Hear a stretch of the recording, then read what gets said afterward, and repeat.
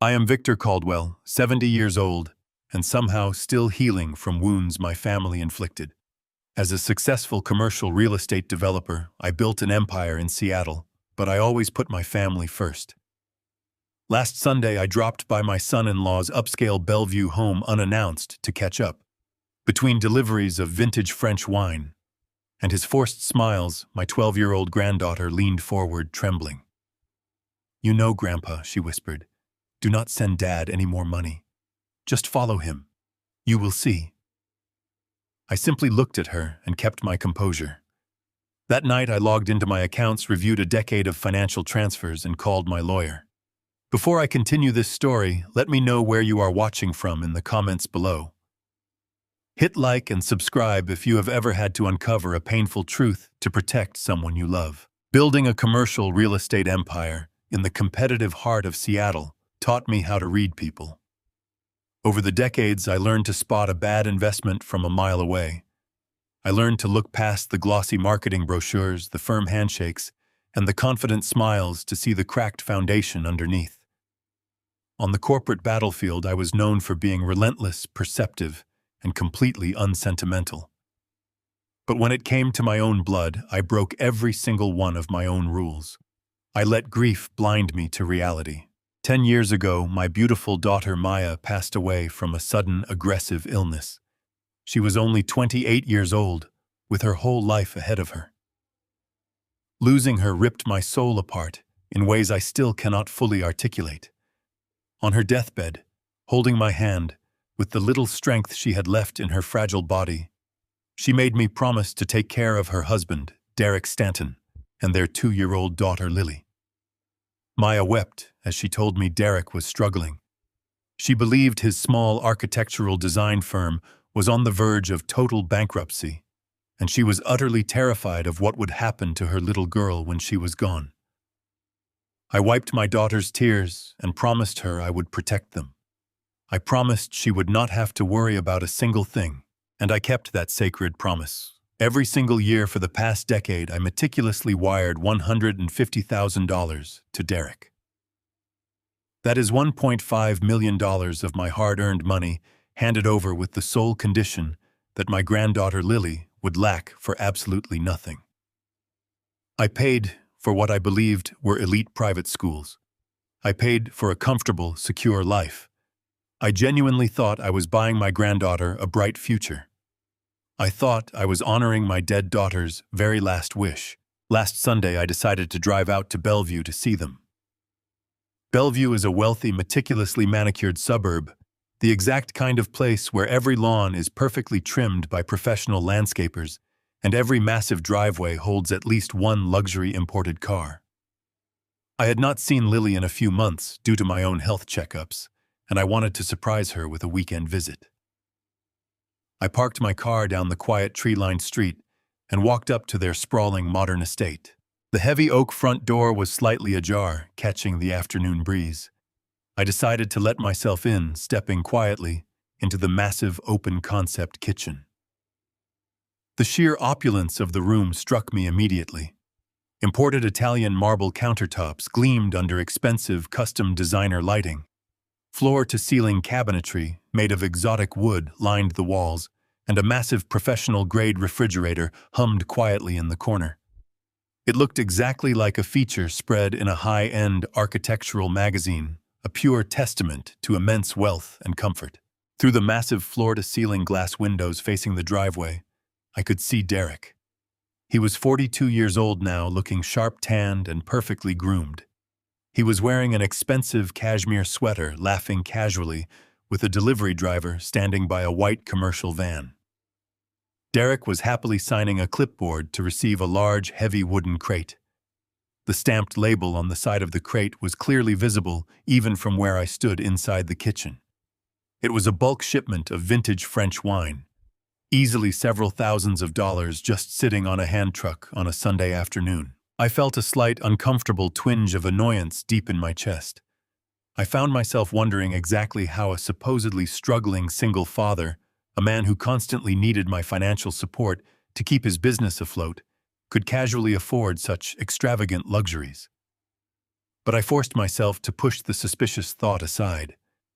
Perhaps he was just celebrating a rare business success, I told myself. I stood waiting in the quiet, pristine kitchen, listening to the gentle hum of the appliances, waiting for him to finish his transaction outside. Then I heard soft, hesitant footsteps coming down the grand staircase in the main hallway. I turned around, a warm, loving smile instantly forming on my face, completely ready to greet my beloved granddaughter. But the smile froze entirely, and the air was violently punched out of my lungs. Lily stood at the bottom of the stairs, pausing like a deer caught in headlights. She was 12 years old now, but she looked so terribly small and broken. Her physical frame was incredibly frail, almost bird-like, as if she had simply stopped growing years ago. Her collarbones jutted out sharply and unnaturally against her pale, almost translucent skin. But what truly stopped my heart and made my blood run absolutely cold was what she was wearing. In this massive house filled with imported Italian marble custom furniture and vintage wine, my only granddaughter was dressed in a faded, threadbare gray t-shirt that looked at least 3 sizes too small for her. The bottom hem was completely frayed, and there were visible old stains faded into the cheap fabric. Her sweatpants were equally worn and tattered, bagging awkwardly around her terribly thin legs. Dark, heavy purple circles shadowed the skin under her eyes, making her look exhausted and haunted. She looked exactly like a child who had entirely forgotten how to sleep, a child carrying a burden far too heavy for her narrow shoulders. This was not the vibrant, healthy, well-cared-for girl I was paying $150,000 every single year to protect. This was a walking ghost of a child. I took a slow step forward, my voice catching painfully in my throat as I gently called her name. I fully expected her to run to me, to throw her small arms around my waist, the way she always used to when she was little. But she did not move toward me with joy. Lily flinched violently at the sudden sound of my voice. Her wide, deeply frightened eyes darted frantically past me toward the large glass windows, urgently checking to see if her father was still standing outside in the driveway. Once she saw he was distracted, she moved toward me quickly. She moved not with the innocent excitement of a child greeting her loving grandfather, but with the desperate, highly calculated stealth of a prisoner trying to survive. She did not open her arms to hug me. Instead, she reached out with thin, trembling fingers and grabbed the dark fabric of my coat sleeve. Her grip was shockingly tight, her small knuckles turning completely white from the strain. She looked up into my face, her sunken eyes wide with a pure, raw terror that no 12-year-old should ever have to know. "Grandpa," she whispered. Her voice was barely a breath rushing out of her mouth in a frantic, terrified blur. "Do not send Dad any more money. Just follow him. You will see." I stood there frozen to the spot, entirely paralyzed by her words, my mind violently struggling to process the sheer, unadulterated panic radiating from her small, shivering body. Before I could even ask her what she meant, before my brain could formulate a single word to comfort her, the heavy brass handle of the front door clicked loudly. The metallic sound echoed fiercely through the cavernous marble foyer like a gunshot. Derek was walking into the house. Instantly, Lily dropped my sleeve as if my coat had caught fire. The physical transformation I witnessed in that split second was the most horrifying thing I have ever seen in my 70 years of life. Her frail shoulders hunched forward defensively, her head bowed down toward the floor, and she literally shrank into herself desperately, trying to make her body as small and invisible as humanly possible. She flinched again, a deeply ingrained, almost involuntary bodily movement, as if she were physically bracing herself for a brutal strike. Without speaking another word to me, and without daring to throw even a single glance in her father's direction, she scurried away quickly into the dark, silent shadows of the back hallway, vanishing from sight like a terrified, beaten animal. I was left standing entirely alone in the center of the cold marble kitchen, the heavy silence ringing loudly in my ears, staring blankly at the man who had just walked through the front door, carrying a heavy case of imported wine and wearing a bright, welcoming, utterly deceptive smile. "Victor." "What a pleasant surprise," Derek declared, setting the heavy wooden crate of wine down gently on the kitchen island. He wiped his hands on his designer trousers and walked toward me with his arms spread wide for a welcoming embrace. I forced my rigid muscles to relax, painting a warm smile across my face. I have spent my entire career negotiating with ruthless corporate sharks who would smile while trying to bankrupt me. Hiding my true emotions was second nature. I stepped forward and returned his brief hug, clapping him gently on the back.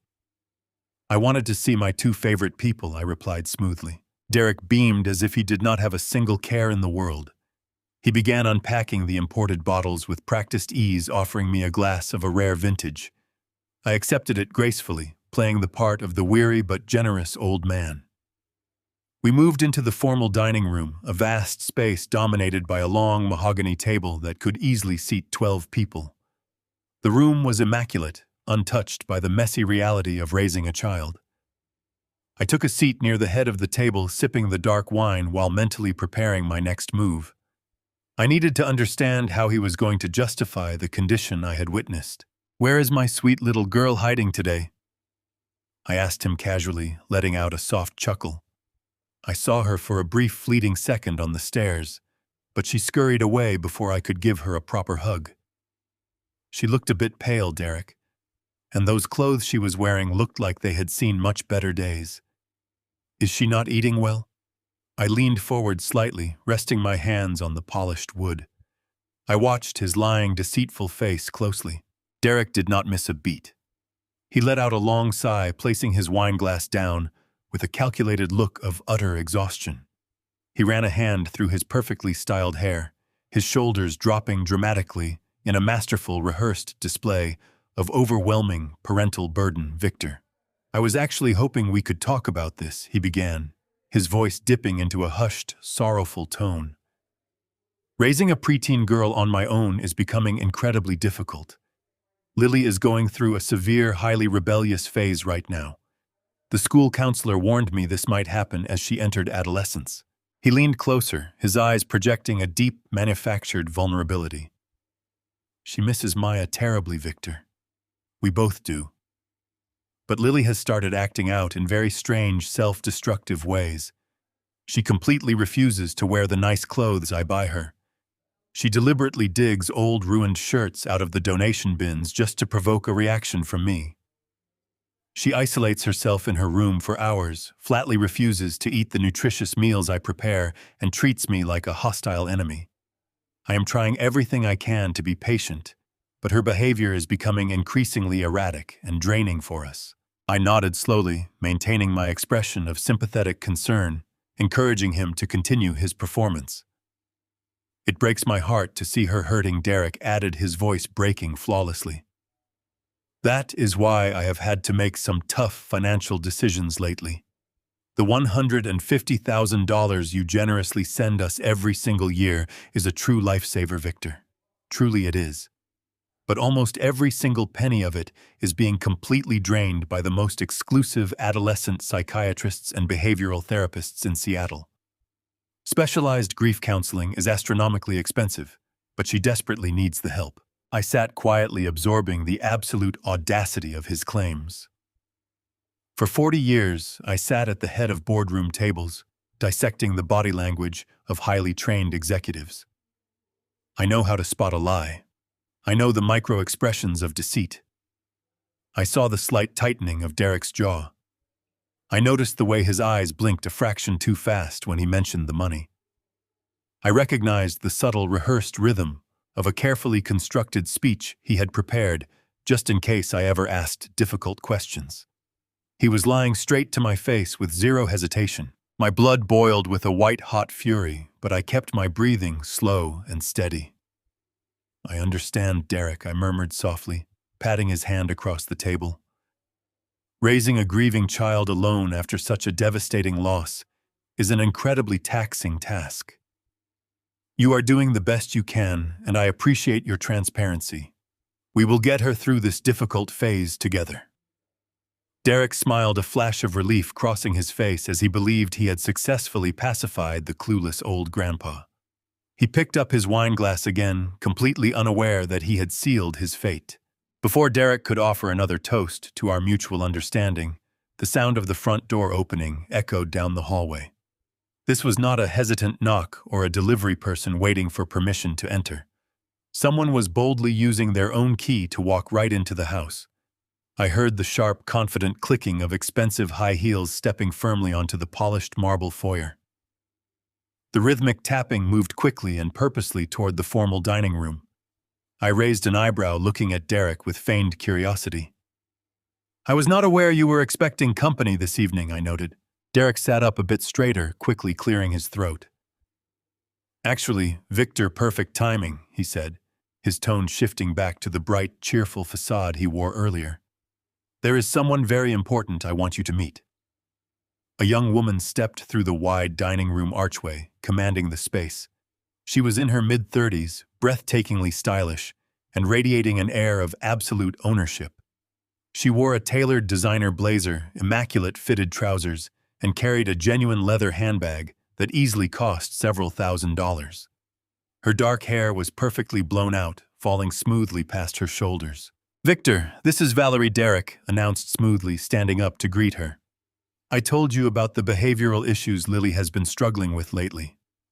Well, Valerie is the highly specialized live-in tutor and life coach I hired to help manage Lily's daily routine. She works directly with the psychiatric team to ensure Lily stays on track with her studies and emotional development.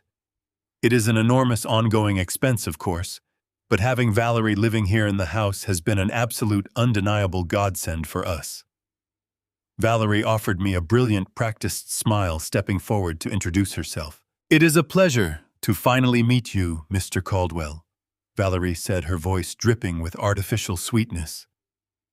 "Derek speaks of your immense generosity all the time." She walked toward the table, gracefully reaching her hand out to pick up the spare crystal wine glass sitting near Derek's plate. As her manicured fingers wrapped securely around the delicate crystal stem of the glass, the bright overhead dining room lights caught something highly reflective. I stared intently at her hand, my heart stopping entirely. Sitting proudly on her left ring finger was a massive custom-cut Cartier diamond ring. I stared at the blinding sparkle of that massive diamond, my mind racing through a dozen terrifying calculations in a single second. A live-in tutor making a standard salary does not casually wear a custom-cut Cartier ring. That piece of jewelry easily cost $80,000, perhaps even more. Yet I did not let my smile falter. I did not allow my eyes to linger on her hand for even a fraction of a second too long. I simply nodded, thanking Valerie for her dedication to my granddaughter's well-being.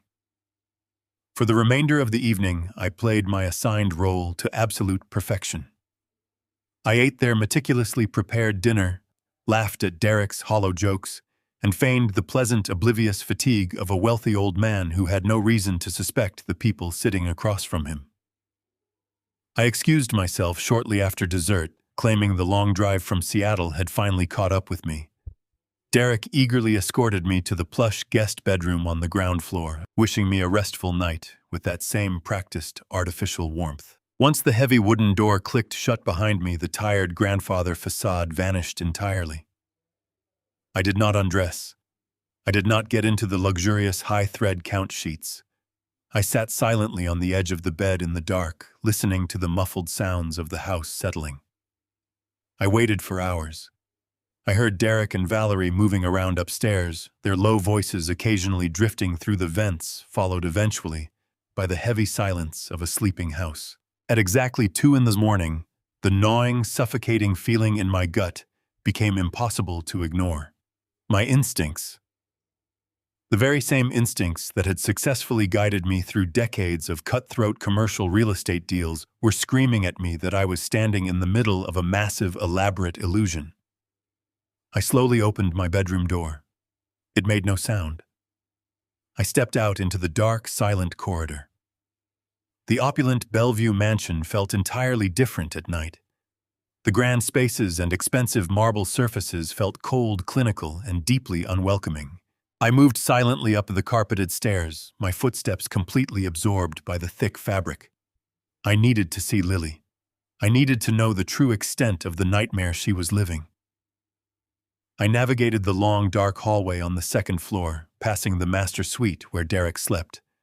At the very end of the corridor, isolated from the rest of the lavish bedrooms, was a plain, unassuming door. I turned the handle with agonizing slowness and pushed it open. The moment I stepped inside, a bitter chill instantly hit my face. The temperature in this room was drastically lower than the rest of the house.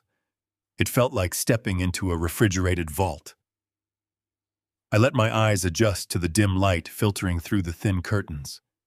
The room was stark and barren.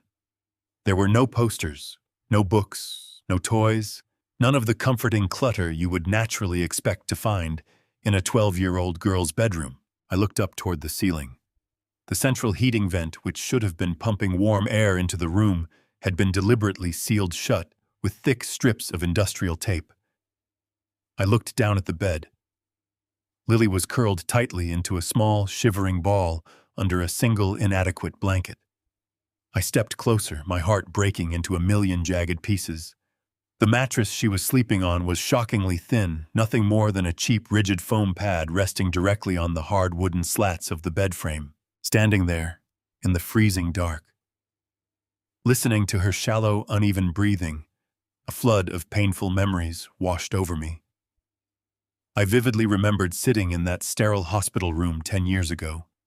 I remembered the relentless, rhythmic beeping of the heart monitor. I remembered my beautiful daughter Maya, pale and fragile, desperately gripping my hand with her fading strength. I remembered the sheer terror in her tear-filled eyes as she begged me to protect her family. She had wept, telling me that Derek's architectural design firm was failing, that he was drowning in mounting debt, and that he was completely terrified of losing everything. Protect his firm, Dad, she had pleaded with her dying breath. He is struggling so much. Please do not let them lose their home. I had made a vow to a dying mother. I had blindly wired $150,000 every single year, fully believing I was keeping a struggling widower afloat and securing my granddaughter's future. I had poured $1.5 million into a bottomless pit of grief and misplaced trust. Looking at Lily's freezing, barren room, the agonizing truth finally shattered my blinders. I was not funding a struggling design firm. I was actively funding a ghost. I was financing my own granddaughter's quiet daily torture. I backed out of the room, closing the door silently, a cold, focused fury entirely replacing my grief. I needed answers. I needed hard, undeniable proof of exactly where my money was going. I moved stealthily down the hallway, heading toward the large room Derek had proudly pointed out earlier as his private home office. I approached the heavy double doors, expecting to find a standard lock. Instead, my eyes narrowed in deep confusion as I examined the security mechanism installed above the brass handle. It was not a simple keyhole. It was a heavy-duty, state-of-the-art biometric keypad lock. The dark, sleek surface featured a fingerprint scanner and a complex digital interface. It was military-grade security. Why on earth would a struggling independent architectural designer need a high-security biometric vault on his home office door? What exactly was Derek Stanton so desperate to hide from the rest of the world? I stared at the glowing red light of the scanner, knowing I could not force my way in without triggering an alarm and blowing my cover. I memorized the brand and model of the lock, filing the information away for later. I needed a different angle. I needed a careless mistake. I turned away from the impenetrable office and quietly made my way back down the grand staircase, heading toward the main living spaces on the ground floor. Criminals, no matter how meticulous or arrogant they are, eventually make a mistake. They grow comfortable in their deception. They get lazy. I moved silently through the vast open living room, letting my eyes scan the expensive leather furniture, the massive television, and the imported rugs. The room smelled faintly of wood smoke. I approached the massive stone fireplace dominating the far wall. The fire had burned out hours ago, leaving behind a thick bed of gray ash and charred remnants of expensive firewood. I grabbed a small brass poker from the heavy tool stand and gently sifted through the dark ashes, looking for anything out of the ordinary. Derek was a man who preferred to burn his problems rather than shred them. Near the back of the cold hearth, partially buried under a mound of soot, I spotted a small, unburned corner of thick, high-quality paper. My pulse quickened slightly as I reached into the dark, dirty ashes. I carefully extracted the surviving fragment, brushing off the dark residue with my thumb. I carried it over to the large window, letting the pale moonlight illuminate the damaged surface. The paper was clearly part of an official financial document. Most of the text had been completely incinerated, reduced to illegible black flakes. But the top left corner had miraculously survived the flames. I stared at the crisp, professional printing. It was not a bank statement. It was a highly specialized corporate logo, a crest belonging to a private offshore wealth management firm I recognized instantly from my years in commercial real estate. It was an institution known exclusively for handling massive, untraceable sums of money for high-net-worth clients. Why did Derek have this? I remained in that silent kitchen for a long time, the cold paper pressed tightly between my thumb and forefinger. The silence of the house felt suffocating, heavy with the weight of years of calculated deception. Every instinct I had honed over 3 decades of building commercial skyscrapers was screaming that this was only the tip of a massive, decaying iceberg. I slipped the paper into the deep pocket of my wool coat and stepped out through the back door into the crisp, biting morning air. The sun had not yet risen above the horizon of the Bellevue hills, and the world was bathed in a deep, lonely blue light. I moved toward the side of the house where the row of large, dark plastic bins stood in a line against the cedar fence. My heart hammered against my ribs an uncomfortable, unfamiliar rhythm for a man who had survived hostile takeovers and catastrophic market crashes. I reached for the handle of the recycling bin, the plastic lid creaking loudly in the morning stillness. I glanced back toward the house, ensuring no movement stirred behind the expensive glass panes. I began to sift through the contents with the methodical precision of an auditor. I was not looking for mere trash. I was hunting for the blueprints of my son-in-law's reality. I found a cluster of shredded documents inside a pizza box, their sharp edges jagged and uninviting. I pulled them out one by one, carefully setting them aside on the concrete driveway. Among the discarded takeout containers and junk mail, I uncovered a crumpled envelope addressed to Derek Stanton. It was a formal billing statement. My eyes scanned the lines with a predator's intensity. The document was an invoice from the Wellington Academy, the elite, prohibitively expensive private school I had specifically chosen for Lily. My eyes traced the total due, the student name, and the status. My jaw clenched so hard it ached. The status was stamped in bold, angry red ink as delinquent. The account had not been paid in over 3 years. The school had effectively dropped Lily from their enrollment rolls months ago. I felt a surge of nausea that had nothing to do with the stale garbage surrounding me. He had lied to me about every single penny. He had taken my money meant for her education and simply made it vanish into the dark void of his own greed. I dug deeper, my hands moving faster now. I reached the bottom of the bin and pulled out a heavy, textured paper bag from a high-end jeweler. It was clearly the source of the ring I had seen on Valerie's finger the night before. I carefully extracted the contents. It was the original sales receipt, complete with the item description, the store location in downtown Seattle, and the full purchase price. The figure on the page was staggering. It confirmed my darkest suspicions. He was buying luxury items for a woman he claimed was a temporary tutor, all while my granddaughter sat in a freezing, barren room wearing trash bin leftovers. I looked at the billing information printed at the bottom of the receipt. The name listed as the primary account holder was not Derek Stanton. It was not a business name. The name printed in crisp, elegant font was Mrs. Valerie Stanton. I stared at the name for a long moment. Stanton. My daughter Maya's last name. The name I had fought so hard to keep dignified. The name that was now being dragged through the mud by this woman, this accomplice, who walked into my house with the audacity to smile at me. She was not a hired tutor. She was his wife.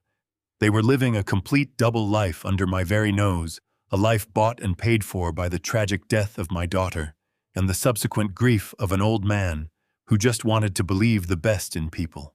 The betrayal felt physical, a cold, sharp blade twisting slowly in my gut.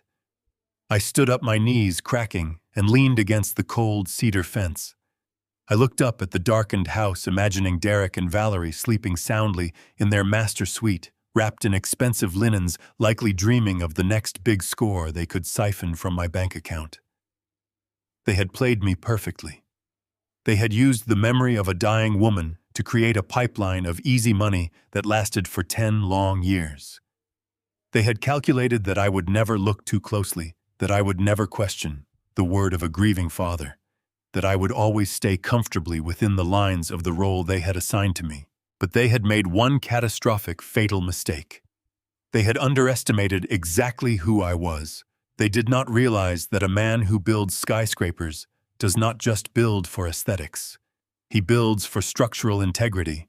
He knows how to identify the weak points, the hidden rot that will eventually bring the entire structure crashing down. They had built their life on a foundation of sand, on lies, on the systematic abuse of a helpless child. They had dared to call me a clueless old man. I pulled my coat tighter around myself, the paper receipts burning in my pocket like coal. I would not give them the satisfaction of a confrontation today. Not yet. They would not see me coming until I had systematically dismantled every single brick of the life they had stolen. I turned my back on the house and walked back to my car, my movements controlled and purposeful. I needed to act now. Every second I allowed them to keep the money, every second I allowed them to maintain their comfortable parasitic existence was a failure on my part to honor my daughter. I reached my car and sat in the driver's seat, the engine coming to life with a quiet, steady hum. I did not drive toward the highway. I drove toward the edge of the property, pulling into a hidden spot behind a row of thick, overgrown hedges. I pulled out my phone and looked at the screen. I had one final check to make before I completely withdrew from the game. I accessed the tax records I had stored on a cloud drive. I navigated to the property deed for the Bellevue estate. I had been paying the taxes on this house for years, assuming I was protecting the asset for Maya's heirs. I opened the file and began to read the fine print of the deed registration. My eyes stopped on the section listing the legal owners of the premises. I squinted, thinking I had made a mistake. But the words remained the same, printed clearly in black and white. The property was held in a joint tenancy with right of survivorship. The names were listed clearly: Derek Stanton, Valerie Stanton, and the name of a business entity I had never seen before. But below that, in smaller, precise legal text, there was a secondary lien. A lien filed against the property that I had completely forgotten about, a vestige of the original mortgage deal I had structured to help them secure the property in the first place. I began to laugh. A quiet, dry, humorless sound that scared me. I hadn't been an entirely clueless old man after all. The paperwork I had insisted on back when I was still grieving, back when I was still naive but naturally cautious, had left a dormant legal trigger in the house deed. If the mortgage remained unpaid, or if the property was used for illegal business purposes, the primary lender had the right to call the entire loan due in full. I had effectively planted a time bomb in the living room wall, and I had completely forgotten about the detonator. I knew exactly who to call. I knew exactly how to make this house, this life, and their dreams turn into dust. I looked at the dark windows of the mansion one last time. Tomorrow the storm would begin, and they would not even see the clouds. The sun finally crested the Bellevue hills, casting a deceptively warm golden light over the sprawling estate. I walked back into the house through the kitchen door, carefully smoothing my expression into the familiar weary mask of a grieving old man. The smell of freshly brewed artisan coffee and sizzling bacon filled the air, a stark contrast to the cold, hard truths burning a hole in my pocket. I found Derek and Valerie sitting at the massive mahogany dining table, sipping from delicate porcelain cups. Lily sat at the far end, staring blankly at an untouched plate of dry toast. Her small hands were folded tightly in her lap. I approached the table with a slow, deliberate shuffle, leaning heavily on the back of an ornate dining chair before taking my seat. "Good morning, everyone," I said, infusing my voice with a manufactured, jovial warmth. Derek looked up, his face instantly assembling into that bright, artificial smile I had grown to absolutely despise. "Good morning, Victor." "Did you sleep well?" Derek asked, his tone dripping with fake concern. "I slept like a log, Derek. Thank you." I lied effortlessly, pouring myself a cup of black coffee. I took a long sip, letting the silence stretch just enough to build a comfortable rhythm. In fact, lying in that luxurious bed gave me quite a bit of time to think about my health and my future. I looked directly at Derek, ensuring my eyes projected nothing but innocent weariness. "I have decided to take a long overdue vacation. I am going to Europe for a month." Derek froze with his coffee cup halfway to his mouth. Valerie paused, her delicate chewing, her perfectly manicured fingers hovering over her plate. Even Lily looked up, her deeply sunken eyes flashing with an instant, heartbreaking wave of sheer panic. "Europe," Derek repeated clearly, struggling to completely hide the sudden, massive surge of relief flooding his features. "That is quite a sudden decision, Victor. Are you sure you are up for a trip like that?" I let out a hearty, dismissive chuckle, waving my hand in the air. "Oh, I am completely sure, my boy. My doctor has been telling me for years that I need to step away from the stress of managing my investments in Seattle. I plan to rent a quiet villa in the Tuscan countryside. I want to drink good wine, read old books, and simply disconnect from the entire world." I took another sip of my coffee, savoring the moment. "In fact, I am leaving my primary phone right here in the States. I do not want any business calls, any emails, or any distractions whatsoever. I will be completely off the grid." The physical transformation in Derek was entirely magnificent to witness. The subtle, nervous tension he carried in his shoulders completely evaporated. The tight corners of his mouth relaxed into a genuine, beaming smile of pure, unadulterated victory. He actually believed he had won. He firmly believed the wealthy, foolish old man was voluntarily removing himself from the board, leaving the bank vault completely unguarded. "Victor, that sounds absolutely wonderful," Derek declared, leaning forward with sudden, energetic enthusiasm. "You deserve this more than anyone. You have done so much for us, for Maya's memory. You should go and enjoy your life. Do not worry about a single thing here. I have everything under complete control." Valerie chimed in quickly, placing a gentle, comforting hand on Derek's arm. "We will take perfect care of Lily, Mr. Caldwell. You just focus on relaxing and finding your peace." I smiled at her, suppressing the violent urge to drag her out of the house. "Thank you, Valerie. I know she is in very capable hands." I glanced down the table at Lily. She was staring at me with a look of profound, agonizing betrayal. She thought I was abandoning her. She thought I had completely ignored her desperate, terrifying warning. It took every ounce of willpower I possessed not to jump up, grab her fragile hand, and walk her straight out the front door. But I could not. If I took her now, Derek would file kidnapping charges. He would use his legal standing as her biological father to drag her back into this nightmare, and he would completely destroy the evidence of his massive financial fraud before I could build an ironclad case against him. I had to let her believe I was a coward. I had to leave her in the cold for just a little while longer.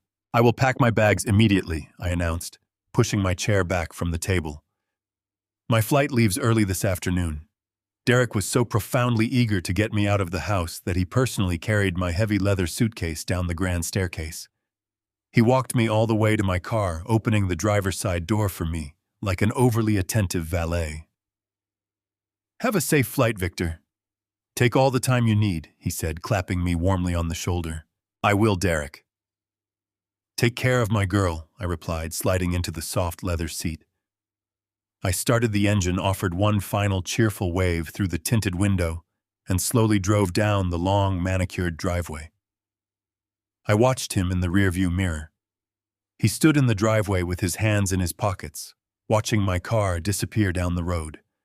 The moment he thought I was out of sight, he pulled out his phone, his face breaking into a massive, triumphant grin. I did not drive toward the international airport. I turned my car onto the interstate and headed directly toward a sprawling, nondescript apartment complex situated exactly 3 miles away from Derek's opulent estate.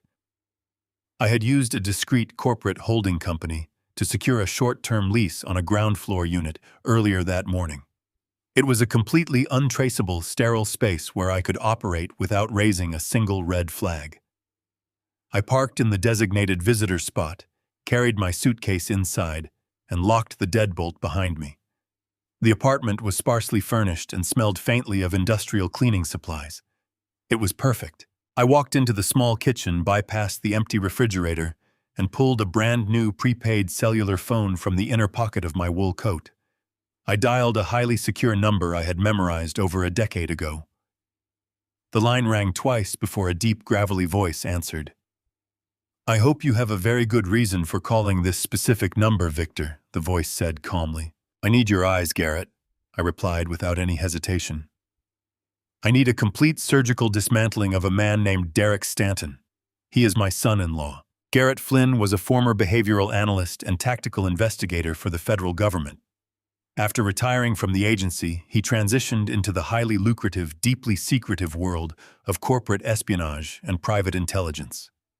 Garrett was the man I used whenever a rival commercial developer tried to hide toxic assets or bury massive environmental liabilities. He was brilliant, totally ruthless, and entirely loyal to the generous checks I paid him. "Give me the parameters, Victor. What exactly are we hunting?"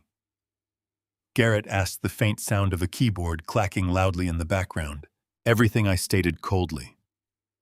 "He claims to be running a struggling architectural design firm. I know for a fact he is not. He is siphoning my money. He has a secret wife living in his house pretending to be a tutor, and he is severely neglecting my granddaughter. I need complete financial audits. I need physical tracking. I want to know where every single cent of my money has gone over the last 10 years. I want to know who his friends are, what he eats for breakfast, and exactly what kind of shell games he is playing. Consider him under a microscope as of this exact second," Garrett promised. "Send me the address of the house. I will start with digital surveillance and neighborhood traffic algorithms. Sit tight, Victor. I will give you an update very soon." I hung up the burner phone and placed it carefully on the cheap laminate kitchen counter.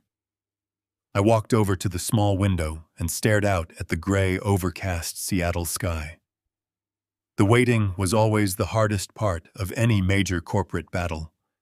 It was the agonizing silence before the heavy artillery finally breached the high walls.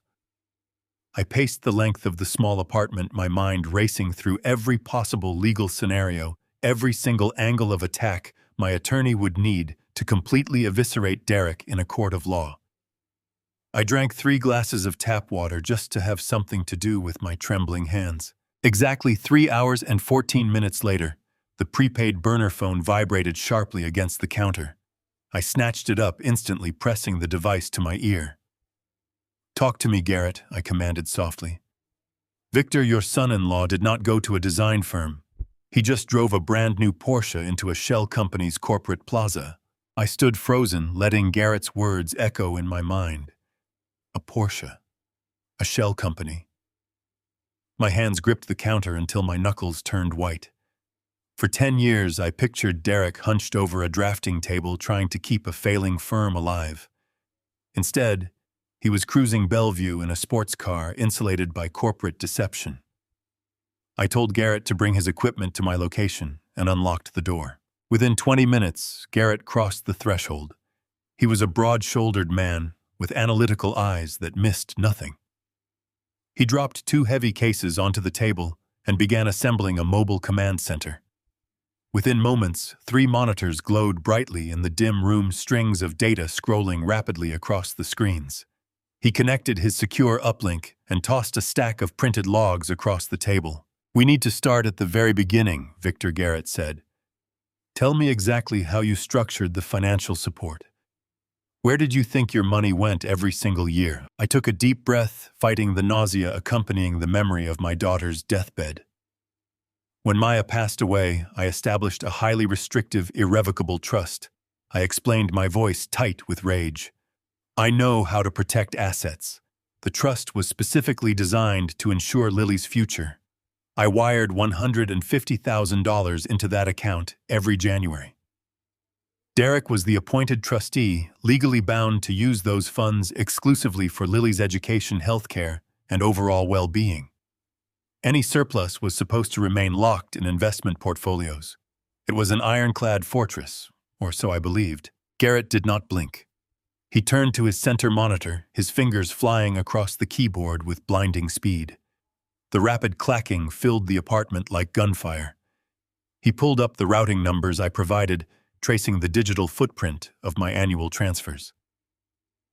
Ironclad is a subjective term in the world of offshore finance, Victor, he murmured. Let us see exactly how your son-in-law managed to breach your fortress. I paced the length of the living room, the anger bubbling in my veins, making it impossible to sit still. I thought about Lily shivering in that freezing room. I thought about Valerie parading around with an $80,000 diamond ring paid for with money meant to keep my granddaughter safe. My family structure had crumbled under the weight of one man's greed. Garrett remained still, his eyes darting between the glowing screens. The digital trail is incredibly convoluted, Victor. He employed a highly sophisticated layering technique.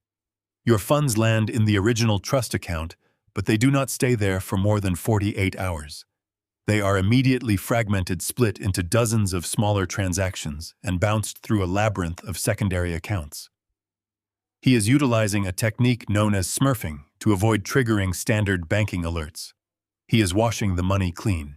I stopped pacing and leaned over his shoulder, staring at the complex web of financial transfers mapping out on the screen.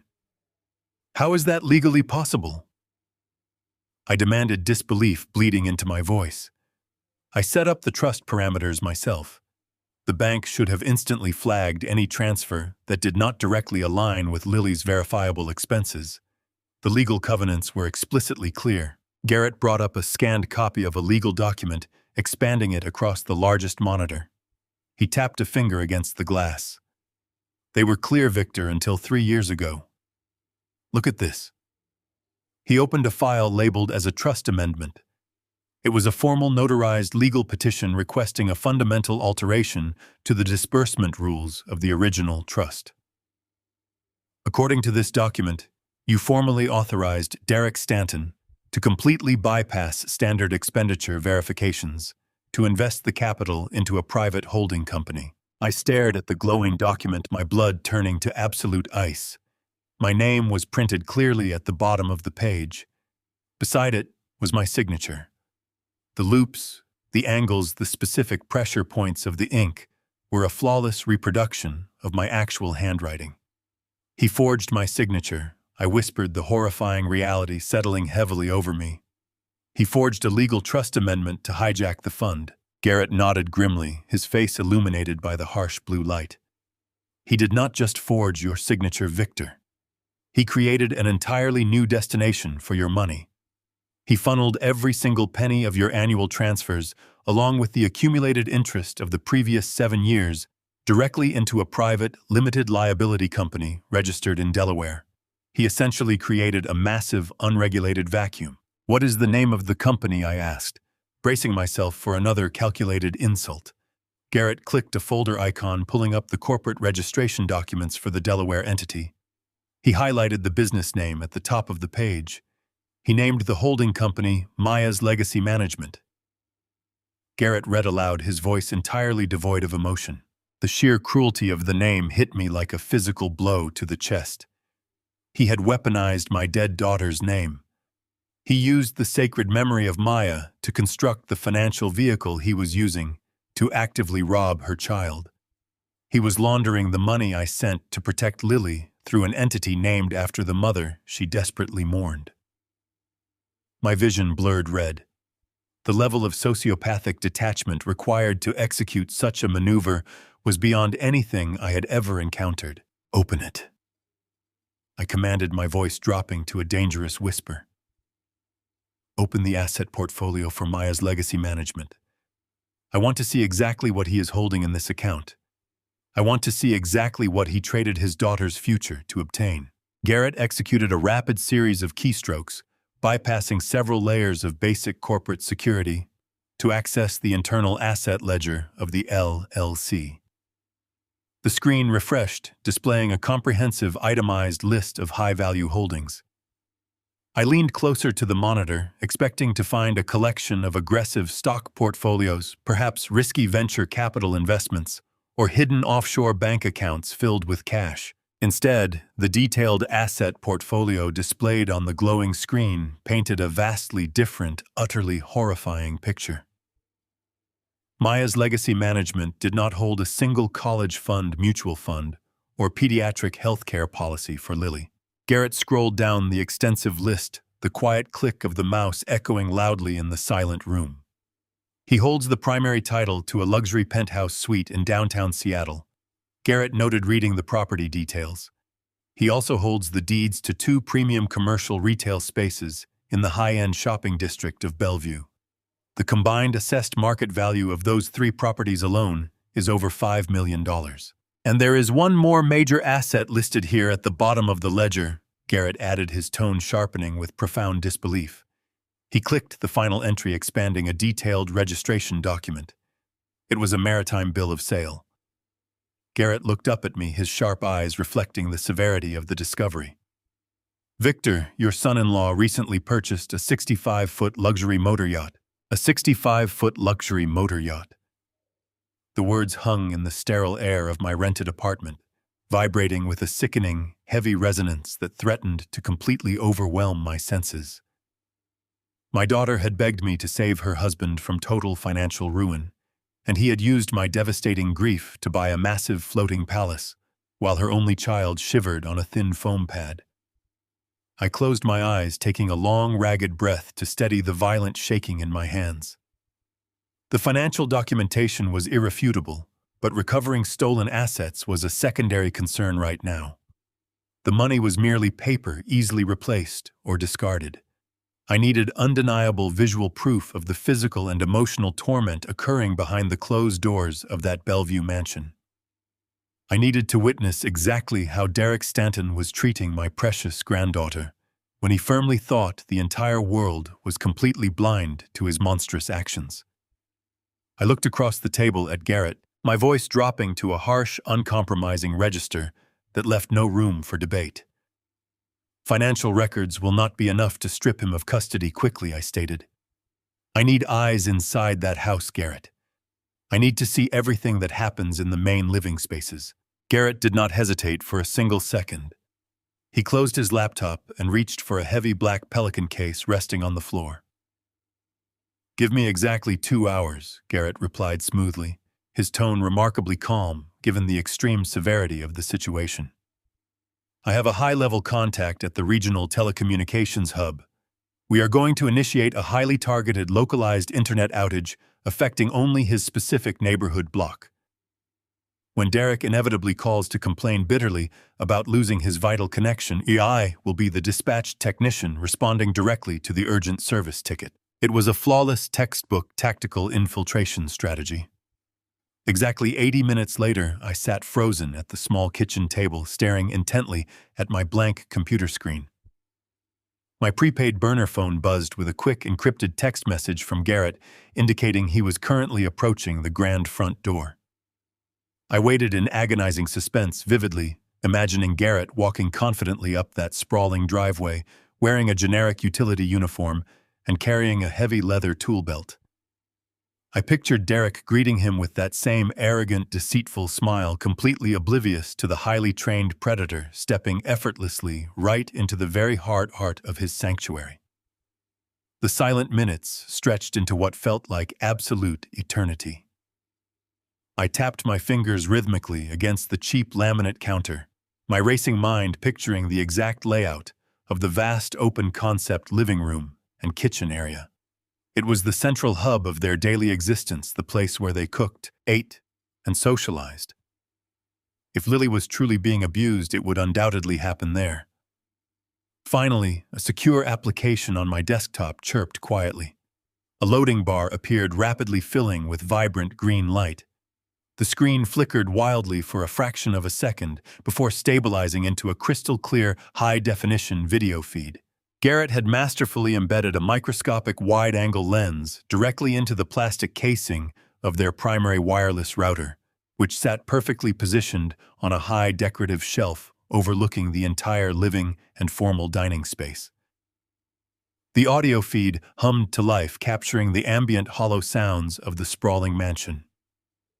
I sat rigidly in my chair and watched the screen for hours as the bright afternoon sun slowly faded into deep, imposing evening shadows. Then the true, unfiltered horror began to unfold before my eyes in agonizing detail. Derek and Valerie strolled casually into the camera frame, dressed in outrageously luxurious silk loungewear, laughing brightly together as if they were the celebrated stars of their own private romantic comedy. Derek moved swiftly to the state-of-the-art kitchen, uncorking another expensive bottle of vintage French wine, while a private chef who had arrived an hour earlier finished meticulously plating a lavish aromatic dinner. They gracefully carried their heavy porcelain plates over to the formal mahogany dining table. Two massive, perfectly seared prime steaks steamed beautifully under the warm custom designer lighting, perfectly accompanied by freshly roasted asparagus and rich garlic puree. They sat down comfortably, clinking their delicate crystal glasses together in a highly joyful celebratory toast. Then Lily slowly entered the frame. She crept silently into the kitchen, with her frail shoulders hunched tightly forward, still wearing the exact same threadbare gray t-shirt and heavily bagging sweatpants. She did not walk toward the dining table to join them. She did not sit down with her father to share a meal. Instead, Valerie stopped smiling and snapped her manicured fingers sharply, pointing an authoritative, demanding finger directly toward the hard marble floor situated near the massive kitchen island. Lily immediately dropped to her fragile, bruised knees. Without a single word of protest or hesitation, the young girl grabbed a heavy wooden scrub brush and a large bucket of soapy water. She began frantically scrubbing the pristine marble tiles, pushing her tiny body to the absolute limit, while the two wealthy adults ate their extravagant multi-course meal mere feet away. I pressed my trembling hand firmly against my mouth, desperately stifling a physical sob of pure, unadulterated agony. This was my own flesh and blood, treated exactly like a despised indentured servant in a house purchased entirely with my stolen wealth. After 20 agonizing minutes of grueling, back-breaking labor, Lily stood up, her tiny arms shaking visibly from the intense physical exertion.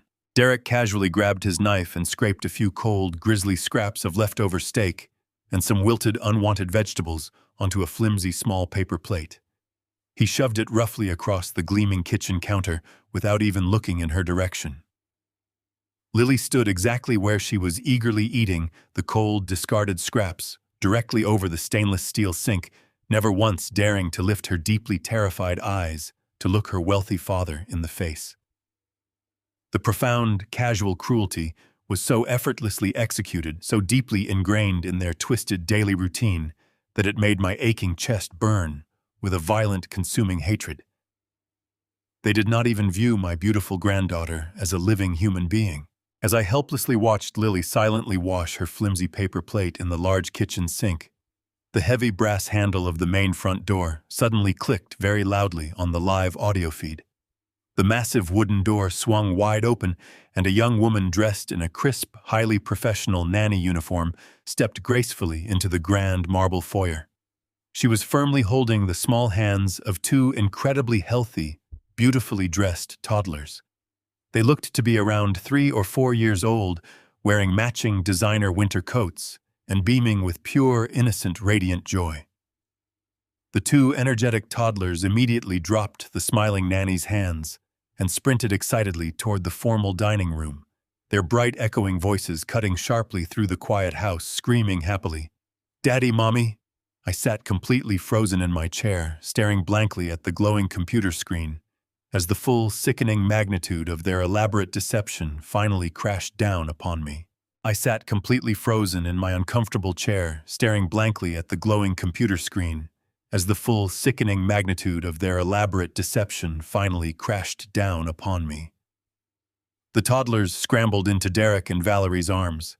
Derek hoisted the little boy into the air with a booming laugh, completely transforming into the warm, affectionate father he never was for Lily. Valerie kissed the little girl's cheek, her designer ring flashing under the kitchen lights.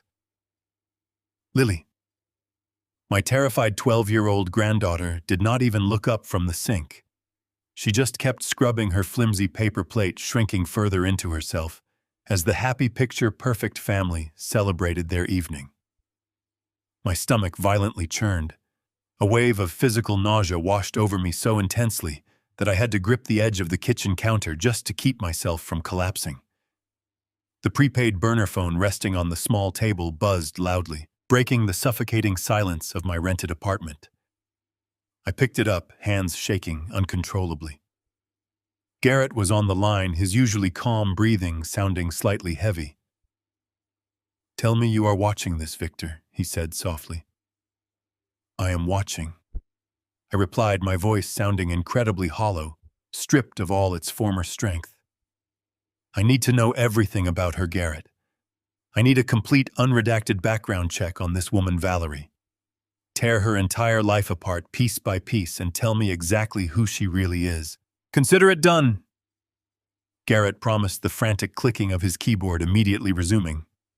"I will pull state marriage records, tax filings, and certificates. Just give me a few short hours." The line went dead, leaving me alone with the devastating video feed. I could not tear my eyes away from the screen. I watched Valerie dismiss the nanny for the evening, handing her a thick stack of cash. I watched Derek sit comfortably on the living room rug, playing happily with the toddlers, building tall towers out of wooden blocks. It was a flawless portrait of domestic bliss, funded entirely by my profound grief. For a decade, I wired $1.5 million to a man I believed was a broken, struggling widower. I had pictured him weeping over Maya's grave, struggling to keep his small design firm afloat, desperately trying to provide a decent life for my only granddaughter. Instead, he had been busy constructing an elaborate shadow life. Every single check I sent to honor my dead daughter's dying wish had been systematically diverted to build an empire of lies. He had taken the money meant to secure Lily's future and used it to purchase luxury cars, massive diamond rings, offshore real estate, and a 65-foot yacht. But the financial theft paled in comparison to the emotional torture he was inflicting on my blood. He was forcing Lily to live as an indentured servant, a ragged, starving ghost, haunting the very halls of the mansion her grandfather had unknowingly purchased. She was forced to scrub floors and eat cold, discarded scraps while her father showered his secret secondary family with boundless affection and immense wealth. My breathing grew shallow and rapid. The profound depth of his psychopathy was staggering. He had effectively erased Maya's existence and turned her only child into a despised prisoner, all while cashing my generous checks with a grateful, tear-filled smile. The burner phone vibrated sharply against the laminate counter, shattering the dark silence of the room. It was now nearly midnight. I quickly snatched the device, pressing it tightly against my right ear. "Talk to me," I demanded, my voice rough and strained. "Victor, you need to sit down for this," Garrett warned, his tone grave and deeply serious. "I have pulled the vital records. Valerie is not alive in Tutor. Her legal name is Valerie Stanton. She is Derek's legally wedded wife." The words slammed into my chest, heavy and suffocating. "A wife," I whispered, staring at the paused video feed where Valerie was currently pouring herself another glass of expensive wine.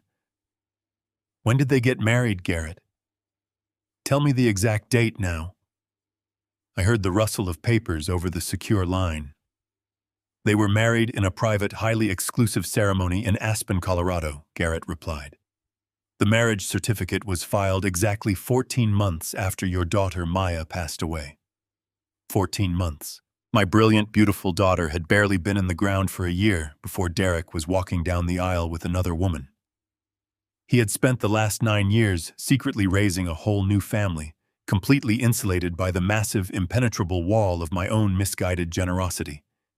He had looked me straight in the eye year after year, flawlessly playing the role of the grieving widow, while going home to a completely different wife and 2 healthy, incredibly spoiled children. They built an entire alternate reality using your grief support money. Victor Garrett continued, his voice laced with uncharacteristic disgust. The timeline matches the financial audits perfectly. The massive wire transfers you sent to cover Lily's supposed elite private schooling and specialized psychiatric care were directly funneled into Valerie's personal offshore accounts. They have been living like absolute royalty, taking exclusive European vacations and buying imported luxury goods, all while maintaining the strict, pathetic illusion of the struggling single father for your benefit. A cold numbness spread through my veins, completely replacing the initial shock and burning agony. The tears that threatened to fall earlier completely dried up. I was no longer a grieving father or a heartbroken grandfather. I was a corporate predator who had just discovered a fatal vulnerability in his opponent's defenses. Derek Stanton had meticulously planned every aspect of his deception, but he made the mistake of believing his own infallible brilliance. He had forgotten that I possessed the limitless resources and the unrelenting patience to completely obliterate his stolen kingdom. "I will destroy him, Garrett," I stated with absolute terrifying clarity. "I will strip him of everything he owns, and I will take my granddaughter back to a home where she is vigorously protected. I will personally make absolutely sure he spends the rest of his pathetic existence rotting inside a tiny barren cell." Garrett remained silent for a brief, heavy moment before letting out a sharp, sudden exhale. The sound of his rapid typing intensified over the speaker. "Victor, we might have a massive immediate problem on our hands," he said, his fingers flying furiously over the keyboard. "While you were talking, I managed to successfully breach the secondary firewall on Derek's personal laptop. I am currently monitoring his active digital traffic in real time. He just received a highly encrypted email from a specialized private medical institution located on the remote outskirts of the state." My heart skipped a painful beat, the cold numbness instantly vanishing. "What exactly does the email say, Garrett? Read it to me right now," I demanded fiercely aloud. Garrett cleared his throat, the sound incredibly tense and urgent. "The email itself is locked behind a strict privacy portal, Victor," he explained rapidly. "But I can clearly read the subject line. It clearly says facility intake form for Lily Stanton." The words hung in the sterile air, dripping with a sinister implication that made my blood run cold. Facility intake form. Why would Derek fill out an admission application for my granddaughter in the dark night? "Garrett, I need to know what kind of facility we are dealing with right now," I stated. I could hear Garrett typing furiously, navigating through the encrypted attachment. "Give me a moment to bypass the secondary security protocols, Victor," he replied smoothly. While he worked on cracking the medical file, I realized I needed to verify the last remaining pillar of his lies. I needed to look closely at the architectural design firm he supposedly ran the business Maya begged me to save. For 10 years, Derek sent me glossy annual reports detailing the supposed struggles of his independent design agency. He claimed he leased professional office space in a trendy commercial district. I had never visited the office, trusting the narratives he spun during holiday dinners. Now armed with the undeniable truth of his deception, I logged directly into the highly restricted commercial real estate database I used for corporate acquisitions. I typed in the registered address of his firm, pulling up the current leasing agreements and tenant records for the entire building. I cross-referenced the suite number listed on his letterhead with the official property management records. The result was a glaring confirmation of his absolute fraud. Suite 412 was not a bustling architectural design firm. According to the property management database, the square footage for that specific suite was exactly 150 square feet. It was nothing more than a glorified supply closet converted into a virtual mail drop. It was a phantom business. There were no drafting tables, no bustling assistants, and no blueprints scattered across wide desks. Derek was paying a minimal monthly fee simply to use their prestigious downtown address on his fraudulent letterhead. He had not signed a legitimate commercial client in over 8 years. He was a professional parasite content to feed off the grief of an old man while playing the tragic widower. He had not even tried to build a real business. He had taken the $1.5 million I wired him over the past decade and systematically laundered it through his phantom agency, converting my clean money into his personal slush fund. He used the architectural firm as a massive washing machine, generating fake invoices to perfectly explain where the trust money was going every month. He was paying Valerie a massive salary as an imaginary educational consultant, while ruthlessly starving the deeply traumatized child the money was legally intended to protect. My immense wealth had built his beautiful shadow life. I had unknowingly financed his treacherous parasitic existence. But the profound financial devastation felt entirely secondary to the immediate threat looming over Lily. Money could be easily recovered, stolen properties seized by federal agents, and offshore bank accounts frozen. But if Derek successfully managed to physically lock my granddaughter away in a psychiatric facility, extracting her from the complex legal system would become a nightmare. I picked up the burner phone, my grip tightening fiercely around the plastic casing. "Garrett, what is the exact status of that medical intake document? I need to know exactly where he is planning to send her. We cannot let him move her out before we strike." The sound of Garrett's keyboard stopped abruptly, replaced by a heavy silence over the secure line. "I have breached the file," Victor Garrett finally said, his voice laced with a dark, grim gravity. "You need to prepare yourself for this. The intake form is fully completed and digitally signed by Derek Stanton, acting as her sole legal guardian. He has listed Lily as an unruly, deeply troubled adolescent, suffering from severe oppositional defiant disorder and profound grief-induced psychosis. He has officially requested an immediate involuntary transfer. He wants her physically removed from his Bellevue estate within the next 48 hours. My breathing hitched. He was accelerating his timeline.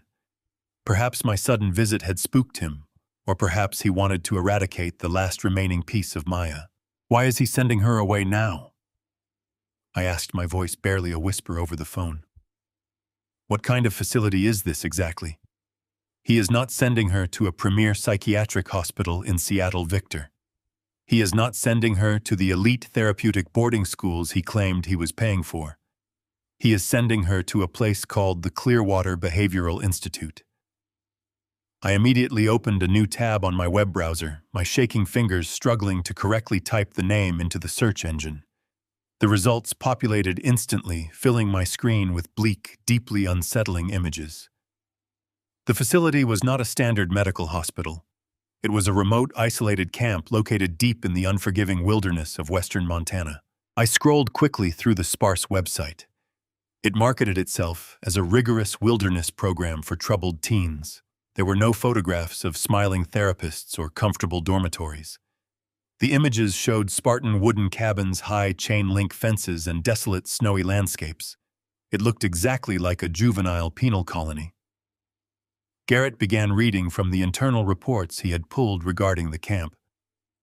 "The facility operates on a severe punitive model, Victor.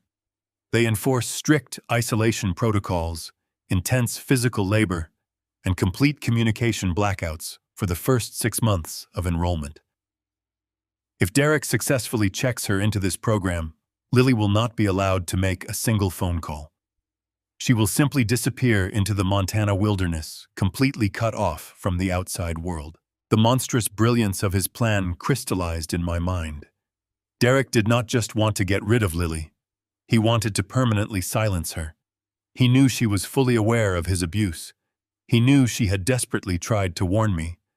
By declaring her mentally unstable and locking her in a remote, low-cost disciplinary camp with a total communication blackout, he was ensuring she could never expose his financial fraud.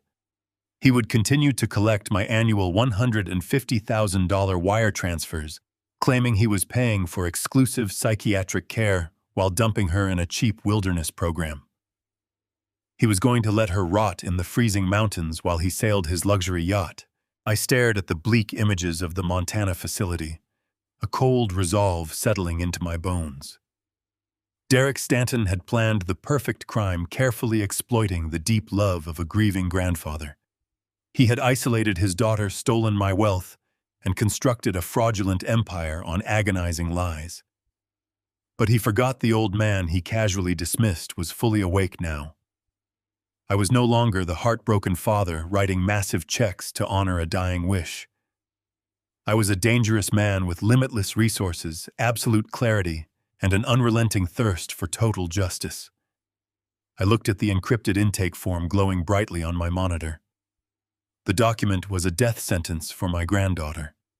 The intake form is for a remote, low-cost psychiatric behavioral camp in Montana, infamous for its harsh conditions. I sat back, my mind struggling to process the sheer depravity of the document glowing on the monitor.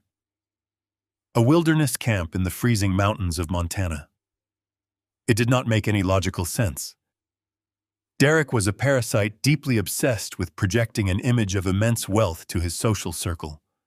Shipping his only daughter off to a notorious low-cost disciplinary facility would undoubtedly raise uncomfortable questions among their elite neighbors. Keeping her locked away in that freezing bedroom cost him absolutely nothing. She was already out of his way.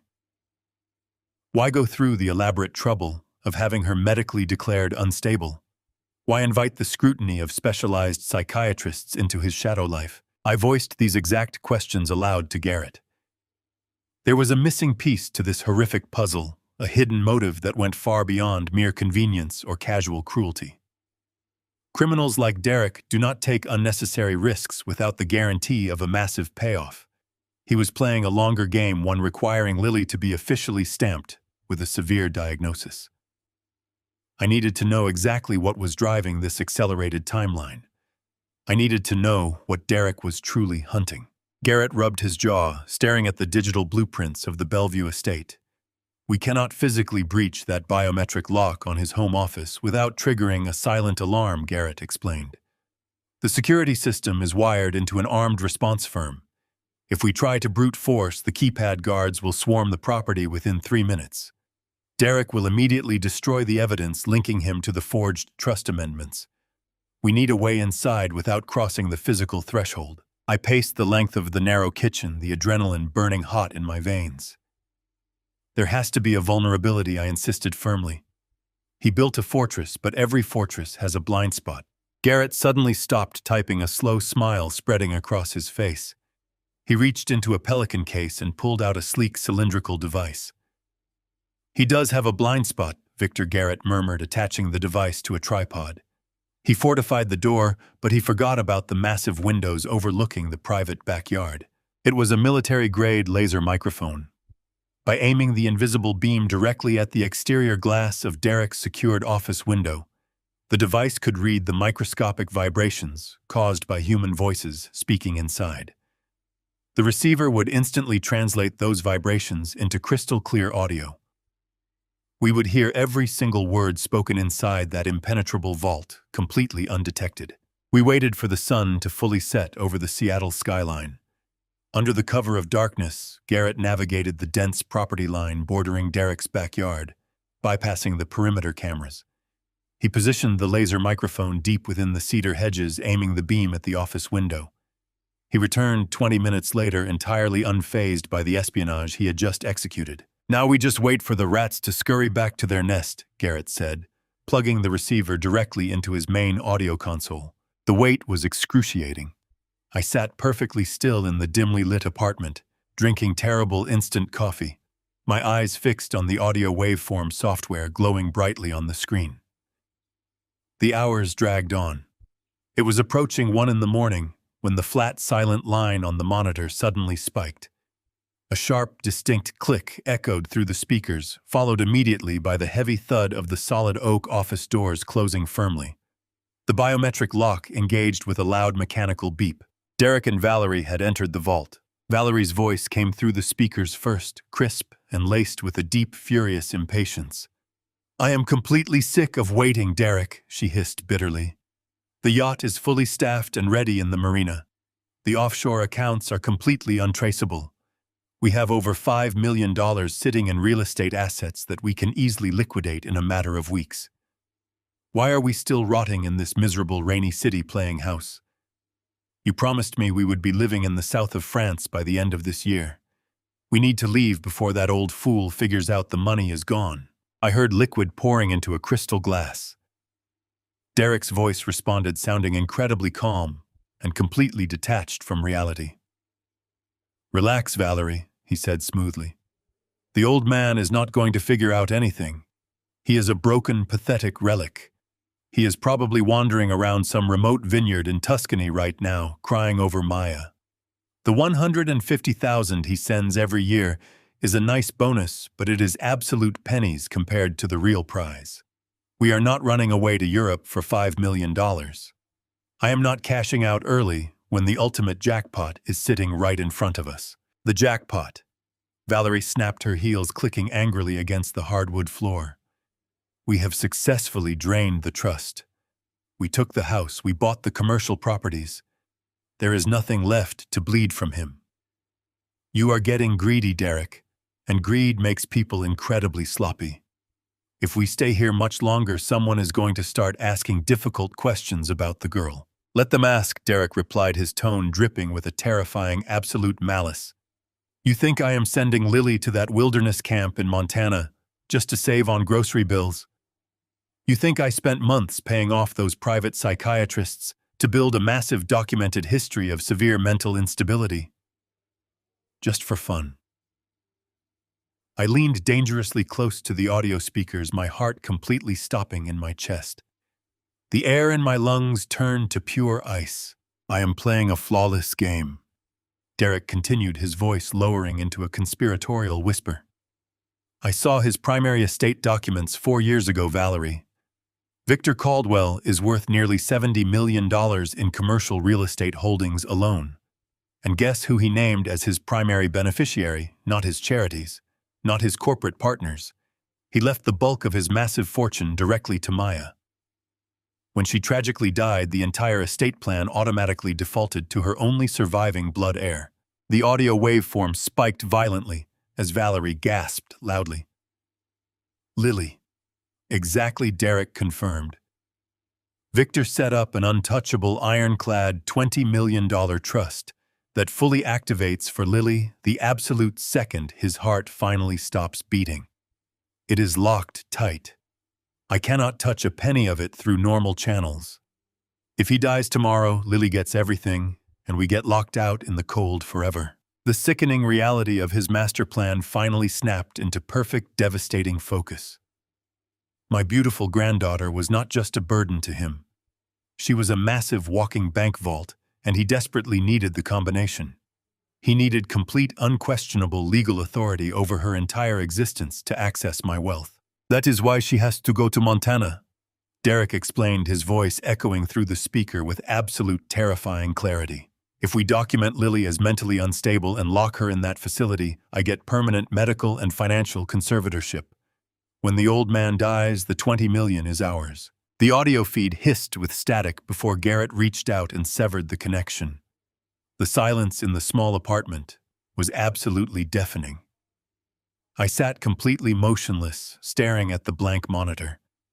The profound grief that had weighed heavily on my soul for the past year entirely evaporated in that single defining instant. The sorrow was completely burned away instantly, replaced by the cold, calculating apex predator I used to be during my most ruthless years in the commercial real estate world. Derek Stanton did not view me as a grieving father. He saw me as a massive, overflowing bank vault waiting to be cracked open. He viewed my sweet, innocent granddaughter as nothing more than the disposable combination code to a $20 million fortune. He had severely miscalculated. He thought he was playing a brilliant long game against a clueless, broken old man. He had no idea he had just declared an absolute merciless war. I stood up from the table, my posture straightening, the weariness completely vanishing from my spine. I did not feel 73 years old tonight. I felt like a general surveying a massive battlefield. I reached for the phone and dialed a highly secure international number. It rang exactly twice before a sharp, commanding voice answered. Sylvia Russo was the most feared financial attorney on the West Coast. She was a brilliant, predatory lawyer who specialized in dismantling hostile corporate takeovers and completely burying fraudulent executives. She had been my personal legal counsel for over 2 decades, and she possessed a mind sharper than a honed razor. Victor, Sylvia said, her voice crisp and fully awake despite the late hour. You are supposed to be completely off the grid in Europe. Why are you calling me on a secure, encrypted channel in the middle of the night? Sylvia, I need you to listen to something. I replied, my voice steady and completely devoid of any emotion. I signaled Garrett. He immediately linked the audio file directly into the secure cellular connection. I watched his fingers tap the keyboard, playing the exact sequence we had just captured from the laser microphone. The clear, undeniable sound of Derek outlining his monstrous plan to institutionalize Lily and seize the $20 million trust echoed loudly over the line. I listened to Valerie calculating the rapid liquidation of the $5 million in stolen real estate. I listened to the unadulterated greed dripping from their treacherous voices. When the playback finally ended, there was a long, incredibly heavy silence on the other end of the line. I do not want to simply cut his financial access off, Sylvia, I stated coldly. I do not want to negotiate. I want to completely and utterly obliterate him. I want to tear his entire fraudulent empire down to the bedrock and salt the earth so nothing can ever grow there again. Sylvia exhaled sharply, the sound of her opening a fresh legal notepad clearly audible over the speaker. Give me your exact operational parameters, Victor. We are moving simultaneously on two distinct fronts, I commanded. First, we must legally secure my granddaughter before he can transport her to that horrific wilderness camp in Montana. I want you to draft emergency ex parte guardianship papers immediately. Use the video surveillance Garrett captured of the physical abuse and the severe calculated neglect. Present it directly to Judge Hanover at his private residence. He owes me a massive favor from the Bellevue zoning dispute 10 years ago. We are stripping Derek of all parental rights by sunrise. He will not be allowed within 100 yards of Lily. Consider the guardianship petition already filed, Sylvia replied, her tone matching my cold, unyielding intensity. I will have a tactical extraction team on standby to physically remove her from the estate the absolute second the ink is dry on the court order. What is the secondary objective? The secondary objective is total financial annihilation. I continued pacing the length of the room. Garrett has tracked every single penny of the trust fund diversions. Derek created a private Delaware entity named Maya's Legacy Management to hold all the stolen assets. He owns a luxury penthouse, 2 premium commercial spaces in Bellevue, and a 65-foot motor yacht. He funded a secret shadow family with money explicitly meant for my dead daughter.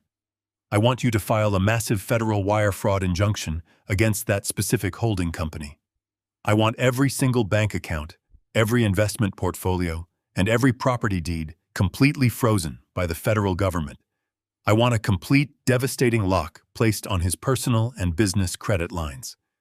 When Derek wakes up tomorrow morning, I want him to be completely incapable of buying a single cup of coffee. He wants to play financial games with my family. I am going to make sure he dies absolutely penniless. It will be a completely flawless financial guillotine, Sylvia promised. I am waking up my entire litigation team right now.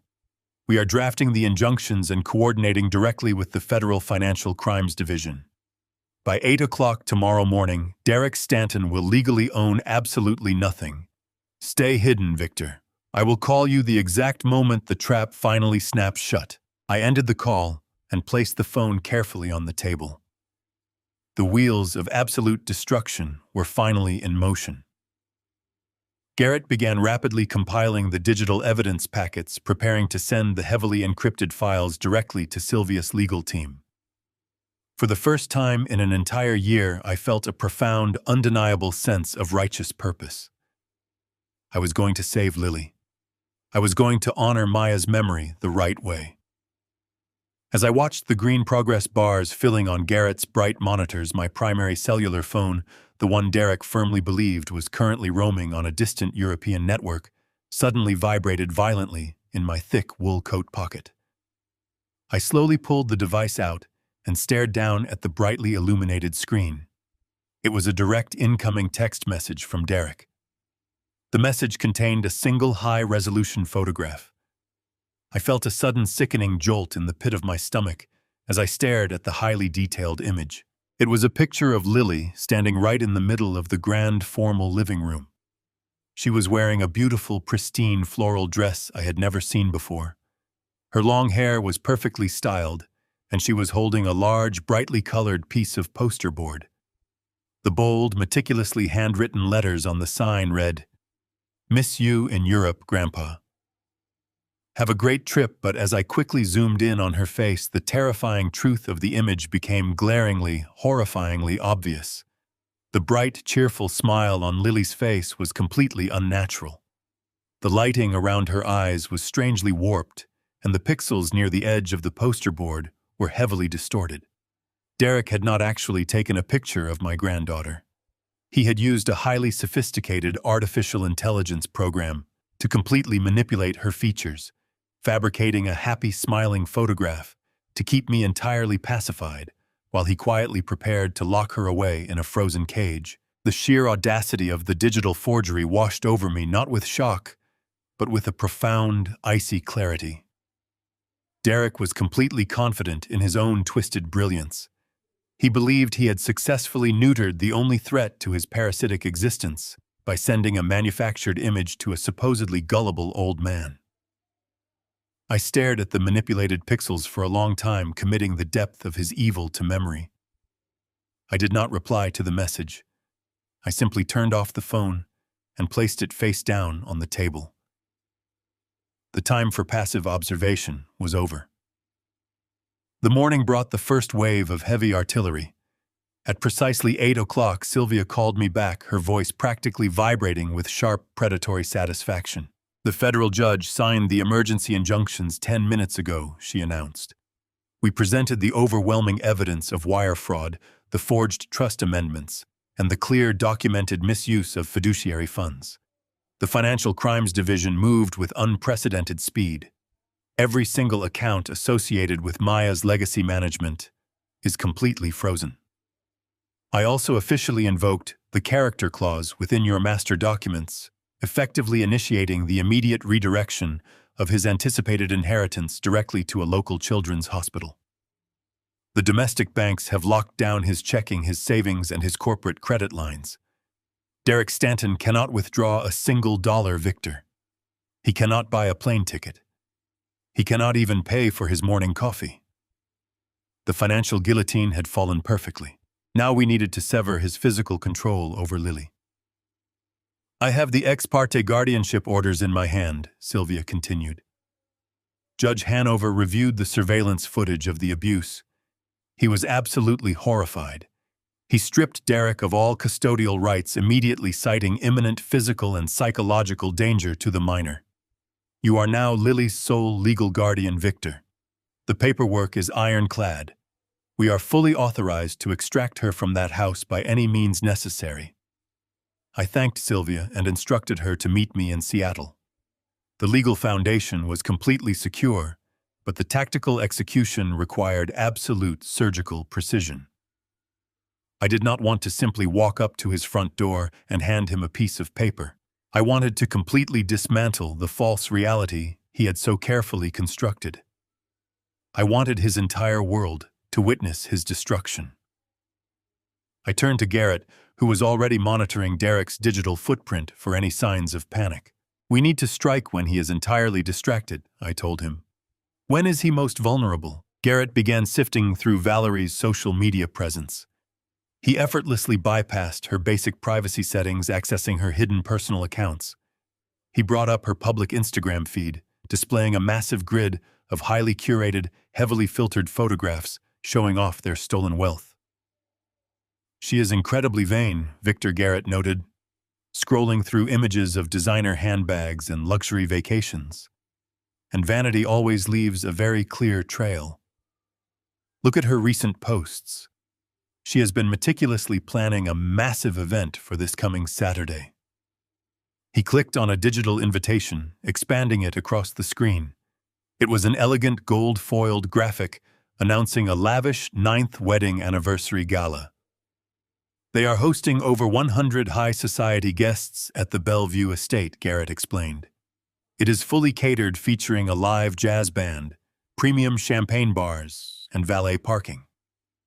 The guest list includes major real estate developers, local politicians, and wealthy socialites.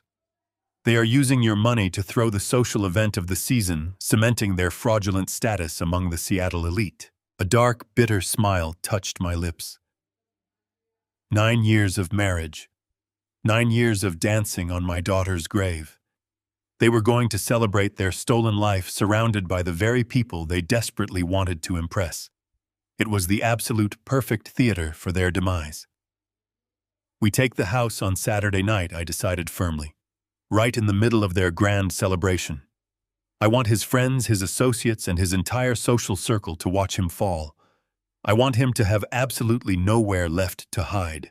The next 48 hours were a blur of intense tactical preparation. Sylvia flew into Seattle, bringing the certified stamped court orders and coordinating directly with the local police precinct. Because the situation involved the active rescue of an abused minor and the execution of high-level federal warrants, we were granted a heavy police escort. We briefed the tactical officers on the precise layout of the mansion, emphasizing the location of the biometric locks and the potential for Derek to attempt a rapid destruction of physical evidence in his home office. Garrett mapped out the surrounding streets, ensuring all secondary exits from the estate were completely covered. Additionally, we secured the deed to his secret Montana estate, freezing it instantly. Every single variable was accounted for. Saturday evening arrived with a chilling, quiet stillness. The air was crisp, the dark sky entirely cloudless. I sat rigidly in the back seat of a massive unmarked black SUV, staring out the tinted windows. We drove slowly through the winding, manicured streets of the upscale Bellevue neighborhood. My chest was tight, my breathing measured and slow. I was no longer the grieving grandfather mourning the tragic loss of a daughter. I was a man coming to violently reclaim his stolen blood. We turned the final corner, and the sprawling Stanton estate came into full view. The mansion was ablaze with bright, festive light. Dozens of expensive luxury cars lined the long driveway, attended to by scurrying valets in crisp white shirts. Faint rhythmic strains of live jazz music drifted through the cool night air. They were completely immersed in their illusion, totally blind to the sheer devastation rolling slowly toward their front door. Our heavy SUV glided silently to a halt, directly outside the towering wrought iron gates of the brilliantly lit mansion. The engine idled with a low, menacing growl. The vibrant party continued inside, a glittering display of absolute arrogance and unpunished greed. I looked around the dark interior of the vehicle, the shadows hiding the cold anticipation on my face. Beside me sat Garrett, checking his encrypted tablet one final time to confirm the digital feed from inside the house. Sylvia sat in the front passenger seat, holding a thick manila folder containing the devastating legal documents that would permanently strip Derek of everything he claimed to own. And directly across from me sat 2 heavily armored, uniformed police officers. Their faces were grim, their postures tight with focused adrenaline. Between them, resting heavily on the rubber floor mats, they held a massive, solid steel battering ram. We waited in total silence for the exact designated moment to finally breach the secured perimeter. He had absolutely no idea that the sharp financial guillotine had already fallen upon his neck. I reached slowly forward and grasped the cold, heavy steel door handle. I nodded silently to the 2 heavily armed officers. It was finally time to show my son-in-law exactly what true ruin actually looked like. If you want to see the ashes of greed consume Derek, please like, subscribe, and share your stories in the comments. I pulled the heavy steel door handle and stepped out into the crisp night air. The thick rubber soles of my shoes crunched loudly against the manicured gravel driveway. The 2 uniformed police officers flanked me silently, their large frames projecting an aura of absolute, uncompromising authority. Sylvia and Garrett walked closely behind me, moving with the synchronized precision of a highly trained strike team. We marched straight up the long driveway, completely ignoring the confused valets who rushed forward to intercept our arrival. One young valet in a crisp white shirt held up his hand, but the imposing sight of the two armed officers made him freeze instantly. He stepped back into the dark shadows of the hedges, his eyes wide with sudden fear. The vibrant sounds of the live jazz band and the cheerful clinking of expensive crystal glasses grew louder with every single step we took toward the grand entrance. The massive mahogany double doors stood wide open to welcome the steady stream of elite guests. I walked straight through the grand archway and stepped into the sprawling formal living room. The sheer scale of their lavish celebration was absolutely sickening to witness firsthand. Over 100 high society guests milled about the brilliantly lit space dressed in tailored tuxedos and glittering designer gowns. Waiters in immaculate black uniforms circulated through the dense crowd, carrying heavy silver trays loaded with premium champagne and incredibly expensive appetizers. The room was meticulously decorated with elaborate floral arrangements that must have cost tens of thousands of dollars. Every single luxurious detail was funded entirely by the profound grief of an old man mourning his only daughter. I stood silently at the edge of the grand foyer, completely unnoticed by the distracted, laughing crowd. I scanned the massive room with cold, calculating eyes until I finally spotted them. Derek and Valerie were standing right in the center of the expansive living area, completely surrounded by an admiring circle of wealthy real estate developers and local politicians. Derek wore a pristine velvet tuxedo, looking incredibly handsome and entirely self-assured. Valerie stood right beside him, draped in a stunning floor-length silk gown that sparkled under the bright crystal chandeliers. She had my dead daughter's stolen wealth draped proudly around her neck in the form of a massive glittering diamond pendant. At that exact moment, Derek tapped a silver spoon lightly against his crystal champagne flute. The sharp, clear, ringing sound instantly commanded the attention of the entire room. The lively chatter slowly died down to a quiet murmur. The jazz band gracefully brought their upbeat song to a gentle halt. The 100 guests turned to face the center of the room, smiling warmly as Derek raised his glass high into the air. "I want to thank all of you for joining us tonight," Derek announced, his smooth, practiced voice carrying effortlessly across the silent room.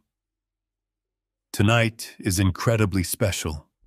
We are celebrating 9 beautiful years of marriage." He turned his head toward Valerie, his eyes completely filled with manufactured glowing adoration. "To my beautiful wife, Valerie, you have been my absolute rock, my guiding light, and the true foundation of this family. I could not have built this wonderful life without you by my side."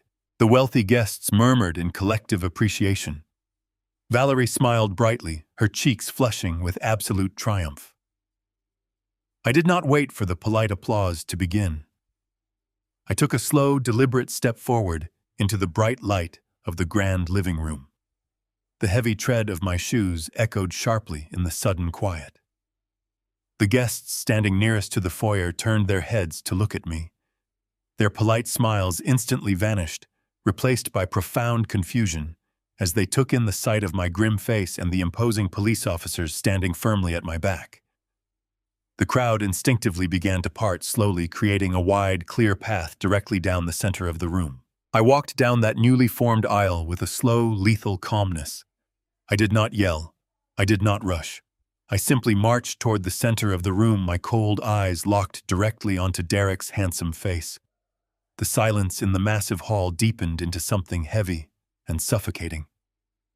Derek slowly lowered his crystal flute, his confident smile freezing completely as his gaze finally landed on me.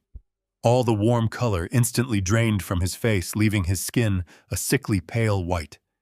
His mouth opened and closed silently, his eyes darting frantically between my steady gaze and the uniformed police officers walking right behind me. Victor Derek stuttered, his smooth voice cracking with pure, unadulterated panic. "I do not understand. I thought you were in Rome." I stopped walking exactly 3 feet away from him. The absolute terror radiating from his entire body was palpable in the quiet air. Valerie stared at me, her chest heaving, the triumphant flush completely vanishing from her face. She looked exactly like a trapped animal, realizing the heavy steel cage door had just slammed shut. I did not answer his trembling question. I did not offer a single word of explanation to the silent crowd. Instead, I slowly reached into the thick leather briefcase Garrett had handed me seconds before we entered the house. I pulled out a massive, heavy stack of printed papers.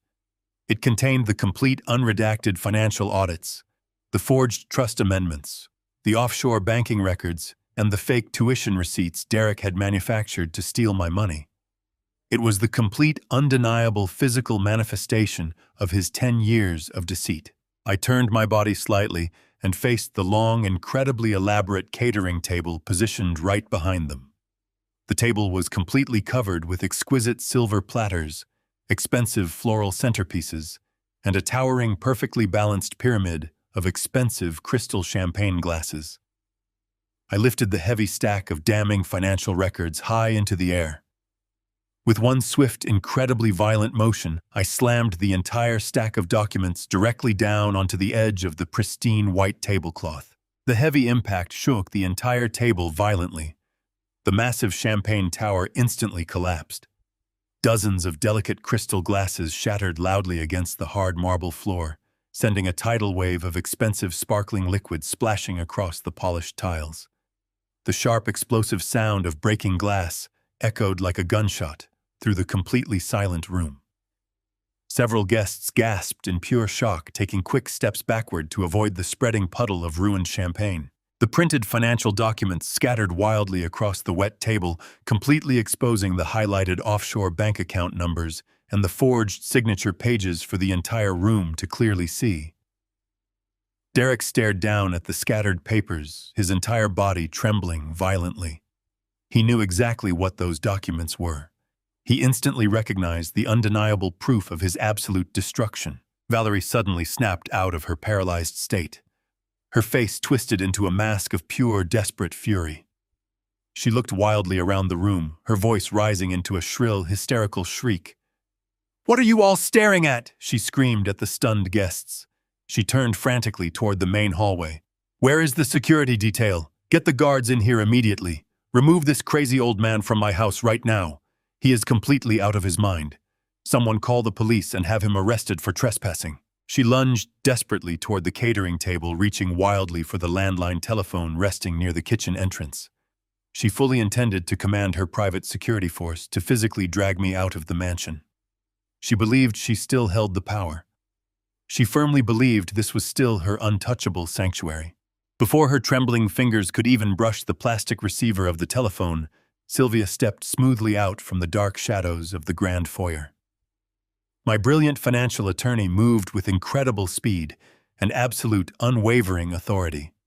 She walked directly past the shattered glass and the spilled champagne, stopping right in front of the hysterical woman. Sylvia slowly reached inside the tailored pocket of her dark blazer and pulled out a small leather-bound wallet. She flipped it open with a sharp snap, displaying a gleaming silver badge that reflected the bright light of the crystal chandeliers. "Do not touch that phone, Mom," Sylvia commanded, her voice cutting through the remaining tension like a finely sharpened blade. "This house is now an active federal crime scene." The two uniformed officers stepped forward in perfect synchronization, instantly flanking the shattered catering table. One officer raised his radio, barking a sharp-coded command into the receiver. Within seconds, the heavy mahogany front doors slammed shut, secured by additional tactical units who had been quietly waiting on the dark perimeter of the property. The grand, sprawling living room, previously filled with the warm, vibrant sounds of clinking crystal and cheerful celebration, transformed instantly into a suffocating, locked cage. The 100 elite guests, the prominent real estate developers, local politicians, and wealthy socialites, stood frozen in absolute terrified silence. No one dared to move a single muscle. Sylvia lowered her silver badge but kept her piercing, authoritative gaze firmly fixed on Valerie. She instructed the officers to secure all exits and prevent any guest from leaving the immediate vicinity. Derek stumbled backward, his polished Italian leather shoes slipping precariously on the wet marble tiles. He raised his shaking hands in a desperate, placating gesture, his perfectly styled hair now falling wildly across his sweating forehead. "Victor, this is a massive mistake," Derek pleaded, his voice trembling with manufactured innocence. You are having a terrible episode. You are confused. Let me help you upstairs, and we can sort out whatever terrible delusion you are experiencing. I ignored his pathetic, gasping lies. I turned away from his trembling frame and faced the sea of terrified, captivated guests. My voice when I finally spoke was not the frail, grieving whisper they had likely heard about from Derek over the past decade. It was the deep, resonant, unyielding baritone of a man who had built corporate empires and crushed hostile adversaries. Ladies and gentlemen, I announced clearly, letting my words echo off the high, vaulted ceilings. My name is Victor Caldwell. 9 years ago, I tragically lost my only daughter, Maya. In my profound grief, I established a highly restricted, irrevocable trust fund designed specifically to secure the future, the health, and the education of her only surviving child, my granddaughter, Lily. I pointed a steady, accusatory finger directly at Derek. I trusted that man, her father, to act as the sole fiduciary guardian of those vital funds. I wired $150,000 into his care every single January, firmly believing he was a struggling, heartbroken widower fighting to keep his small design firm afloat. I reached down and picked up a thick, damp stack of the printed financial audits from the ruined table. I held them up for the entire room to see. But Derek Stanton does not run a design firm. I continued, my voice dripping with cold, absolute disgust. He leases a tiny, empty supply closet in downtown Seattle. He has not signed a legitimate architectural client in over 8 years. Instead, he forged my signature on legal trust amendments. He funneled every single penny of my dead daughter's money into a private offshore holding company named Maya's Legacy Management. He used the sacred memory of his dead wife to purchase the very luxury penthouse, the commercial real estate, and the 65-foot yacht that he uses to impress all of you here tonight. The collective gasp from the high society crowd was loud and sharp. Whispers of horror and profound shock rippled through the tightly packed room. Derek frantically shook his head, looking wildly around the room at his wealthy peers. "It is a lie," he shouted desperately, his voice cracking under the immense pressure. "He is a sick, paranoid old man. He forged these documents to destroy me because he is jealous of my success." I did not blink. I turned to Garrett, who was already standing near the massive state-of-the-art sound system integrated into the living room walls. Garrett quickly bypassed the main console security, connecting his encrypted tablet directly into their premium Bluetooth network. He tapped the glowing screen once. "If my financial audits are a delusion, Derek," I said calmly, stepping closer to his cowering form, "then perhaps you can explain your own words to your esteemed guests." The hidden speakers mounted high on the walls crackled briefly before transmitting the crystal-clear, undeniably authentic audio recording we had captured with the laser microphone. Derek's own cold, calculating voice suddenly filled the silent mansion. "You think I am sending Lily to that wilderness camp in Montana just to save on grocery bills? You think I spent months paying off those private psychiatrists to build a massive documented history of severe mental instability just for fun?" Valerie gasped, covering her mouth with her trembling hands, as her own voice echoed back, asking about the jackpot. Then the final devastating sentence boomed through the grand room, completely shattering any remaining sliver of doubt. "If we document Lily as mentally unstable and lock her in that facility, I get permanent medical and financial conservatorship. When the old man dies, the 20 million is ours." The sheer calculating evil vibrating through the audio recording hung in the air like toxic smoke. The silence that followed was absolute and terrifying. The guests stared at Derek with unmasked revulsion. The harsh, undeniable reality of his monstrous deception finally crushed the very last ounce of fight out of him. Derek collapsed heavily onto his knees, splashing down into the puddle of spilled champagne and broken crystal. The sharp shards of glass bit into his expensive velvet tuxedo pants, but he did not even seem to notice the physical pain. He crawled forward on his hands and knees, reaching desperately for the hem of my thick wool coat. "Victor, please," he sobbed, tears of pure, selfish terror streaming down his pale, sweating face. You cannot do this. I am her father. I am Lily's biological father. We are family. You cannot destroy your own family over a terrible mistake. I looked down at the pathetic, weeping creature groveling on the wet marble floor. I did not feel a single drop of pity. I felt only the cold, hard satisfaction of delivering absolute justice. I stepped back, forcing his grasping, desperate hands to fall empty. You killed your right to be a father the exact day you starved my daughter's child to steal my money. I delivered the fatal blow, my voice echoing with unrelenting, glacial finality. You traded her safety for a yacht and a shadow life. You are not family, Derek. You are a parasite, and your host has finally cut you off. I gave a short, sharp nod to the tactical officers standing by. The two massive policemen stepped forward immediately, grabbing Derek forcefully by his trembling shoulders and hauling him roughly to his feet. The cold, metallic clicking of heavy steel handcuffs ratcheting tightly around his wrists echoed sharply across the completely silent, stunned room. Valerie let out a shrill, piercing scream of pure, unadulterated terror as Sylvia calmly stepped into her line of sight. The brilliant financial attorney held out a crisp, white manila envelope, her expression utterly devoid of any mercy or hesitation. Sylvia firmly pressed the documents against Valerie's shaking chest, handing her the immediate eviction notice and the federal asset seizure forms. She was now left with absolutely nothing. The rustle of thick legal paper echoed loudly in the sudden vacuum of the grand living room, as Valerie stared down at the documents in her trembling hands. Her manicured fingers shook uncontrollably as her eyes darted across the bold federal seals and devastating eviction mandates. The terrifying reality of her immediate total ruin finally penetrated her deep vanity. She dropped heavily to her knees beside the puddle of ruined champagne, her beautiful designer gown soaking up the sticky liquid, completely oblivious to the 100 wealthy guests watching her pathetic downfall.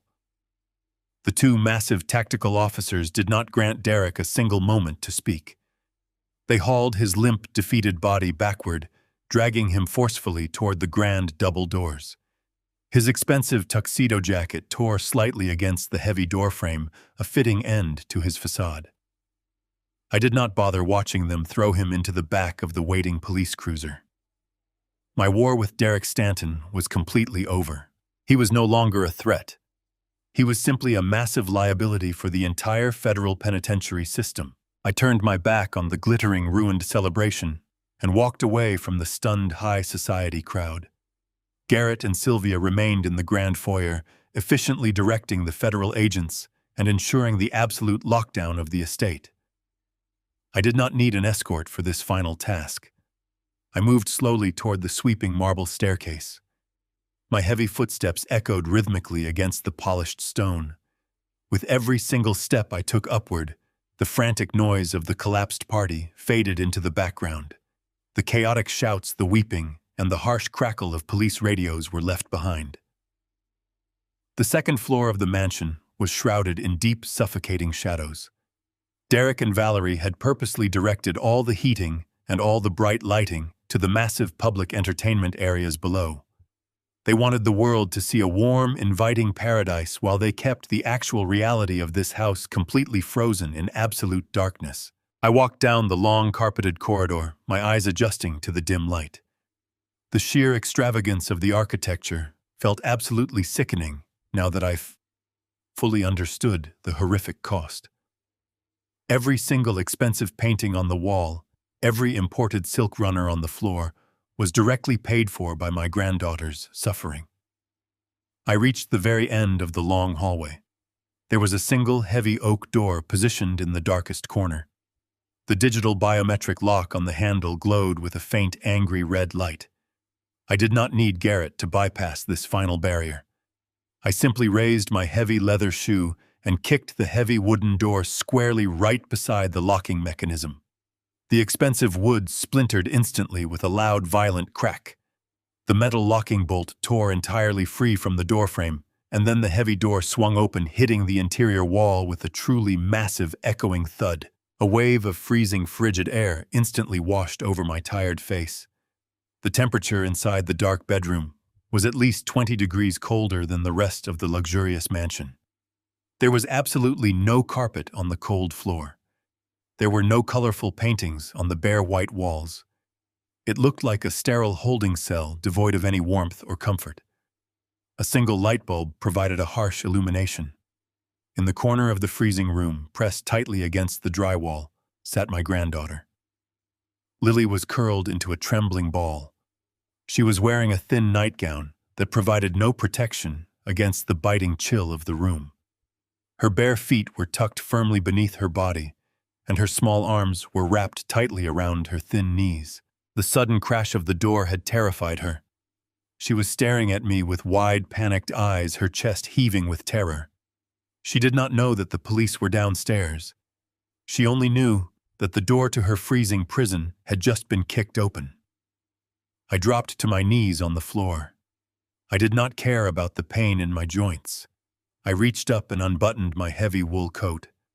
I pulled the garment off my shoulders and crawled across the floor until I was in front of her trembling form. I gently draped the heavy wool coat over her shoulders, pulling the collar up around her neck. The body heat trapped within the fabric seemed to envelop her. I reached out and gently took her hands in mine. "Lily," I whispered, making sure my voice carried only warmth and safety. "You are safe now, my girl. Nobody is ever going to hurt you again. The nightmare is over. I am here. Your grandfather is here." I looked at her face and my heart shattered. For a year I had been lost in my grief. I had retreated into my empire, using my wealth to build a fortress around my pain. I had trusted the wrong man because it was easier than facing the reality of my daughter's death. But kneeling here on the floor, looking into the eyes that Maya used to have, I finally understood the purpose of my fortune. The millions of dollars sitting in those trust funds meant nothing if they could not protect the people I loved. My wealth was not a monument to my business success. It was a weapon designed to shield this child from the monsters of the world. I would gladly burn every dollar I owned to keep her warm and safe. Lily blinked, her breathing beginning to steady as she recognized my face. The terror in her eyes melted away, replaced by pure relief. She leaned forward, burying her face into the thick wool of my coat. I wrapped my arms around her frame, pulling her against my chest. I could feel the beating of her heart calming down against my own. I rested my chin on the top of her head, closing my eyes as a tear escaped down my cheek. I had failed Maya by trusting a parasite, but I would never fail this child. I would spend the rest of my life standing between her and any harm that dared to approach. Outside the window of the bedroom, the sky was illuminated. Bursts of red and blue light flashed across the walls, casting shadows across the floor. The police cruisers were pulling away from the front gates, carrying Derek Stanton from his empire. The flashing sirens painted the room with an energy signaling the end of his reign. Lily lifted her head from my chest. She turned her face toward the window, watching the red and blue lights dancing across the glass. The reflection of the emergency sirens sparkled in her tear-filled eyes. She watched the flashing lights for a moment, processing the reality of her rescue. Then she turned her head back to face me. A wave of tears streamed down her face, but she was no longer crying from fear. She reached out from beneath the coat and rested her hand over my heart. She looked into my eyes with a wisdom and a strength that mirrored her mother. "You believed me, Grandpa." I held my granddaughter tightly against my chest, the sheer weight of her profound, heartbreaking admission settling deep into my bones. "You believed me, Grandpa." Those 4 simple words carried the crushing burden of a child who had endured unimaginable isolation and sustained psychological torture. I gently lifted her into my arms, wrapping the thick wool coat securely around her shivering frame.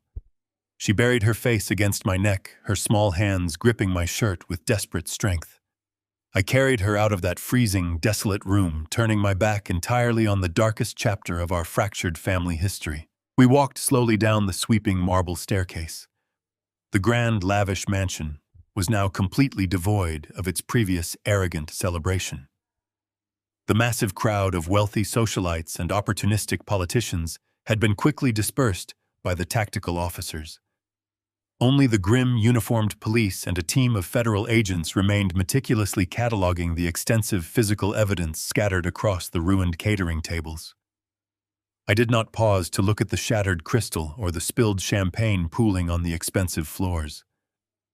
I kept my eyes focused firmly straight ahead, carrying Lily directly out the front doors into the crisp night. The flashing emergency lights illuminated the driveway, casting long, frantic shadows against the manicured hedges. Sylvia was waiting faithfully beside the warm, running engine of my secure vehicle. She opened the heavy door, her sharp eyes softening with deep, genuine compassion as she looked at Lily. We placed her gently into the heated back seat, wrapping a thick fleece blanket carefully around her cold shoulders.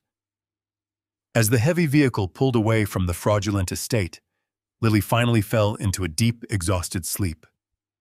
For the first time in an entire year, she was sleeping under the absolute protection of family. The subsequent months were a relentless, methodical pursuit of absolute legal justice.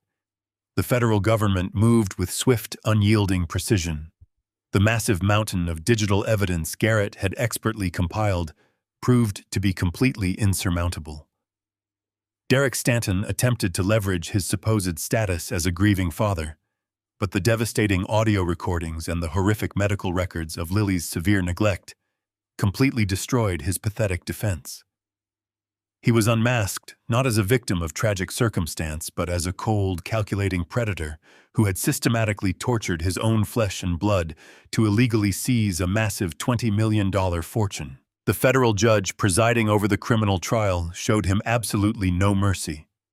Derek was convicted on multiple felony counts of massive wire fraud, aggravated identity theft, severe document forgery, and felony child endangerment. He was sentenced to a mandatory 15 years in a maximum security federal penitentiary without the slightest possibility of early parole. The heavy steel doors of the prison system slammed shut on his arrogant, parasitic existence forever. His luxurious, stolen lifestyle evaporated into thin air, leaving him with nothing but a sterile concrete cell and the agonizing memory of the limitless wealth he had arrogantly fumbled.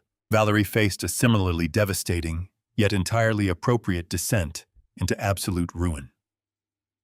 Sylvia mercilessly executed the asset seizure forms, legally confiscating the luxury penthouse, the commercial properties, the massive yacht, and every single offshore bank account.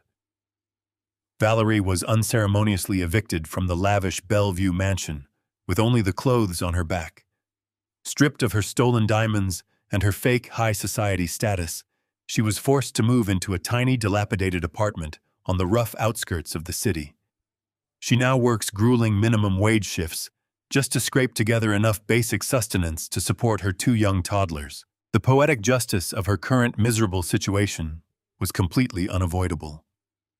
She had callously conspired to starve and isolate my innocent granddaughter for pure financial gain. Now she spends her entire life desperately struggling to feed her own children, completely invisible to the wealthy friends who instantly abandoned her the exact second the stolen money disappeared. I felt absolutely no pity for her pathetic circumstances. My only concern, my singular overwhelming focus, was solely dedicated to the complete physical and emotional rehabilitation of my sweet granddaughter. I formally petitioned the state courts and easily gained full permanent legal custody today. Lily and I moved quietly back to my heavily secured private estate, overlooking the serene waters of the Seattle coastline. The massive, beautiful house that had felt so incredibly empty and suffocating after Maya's sudden death was suddenly filled with vibrant life once again. I hired the best pediatric trauma specialists and dedicated private tutors to gently guide Lily back into a healthy, normal childhood. The healing process was undeniably slow, marked by occasional night terrors and moments of sudden, gripping panic, but her incredible resilience was nothing short of miraculous. She slowly learned how to smile genuinely once again, to guarantee that no predator could ever threaten her future again, Mom. I ordered Sylvia to completely overhaul my entire financial empire. We dissolved the previous trust structures and established a singular ironclad charitable foundation holding the $20 million. The new legal parameters were incredibly strict, requiring multiple independent fiduciary approvals for any disbursement. Derek Stanton could spend the next 100 years trying to find a legal loophole, and he would never touch a single solitary penny of my wealth.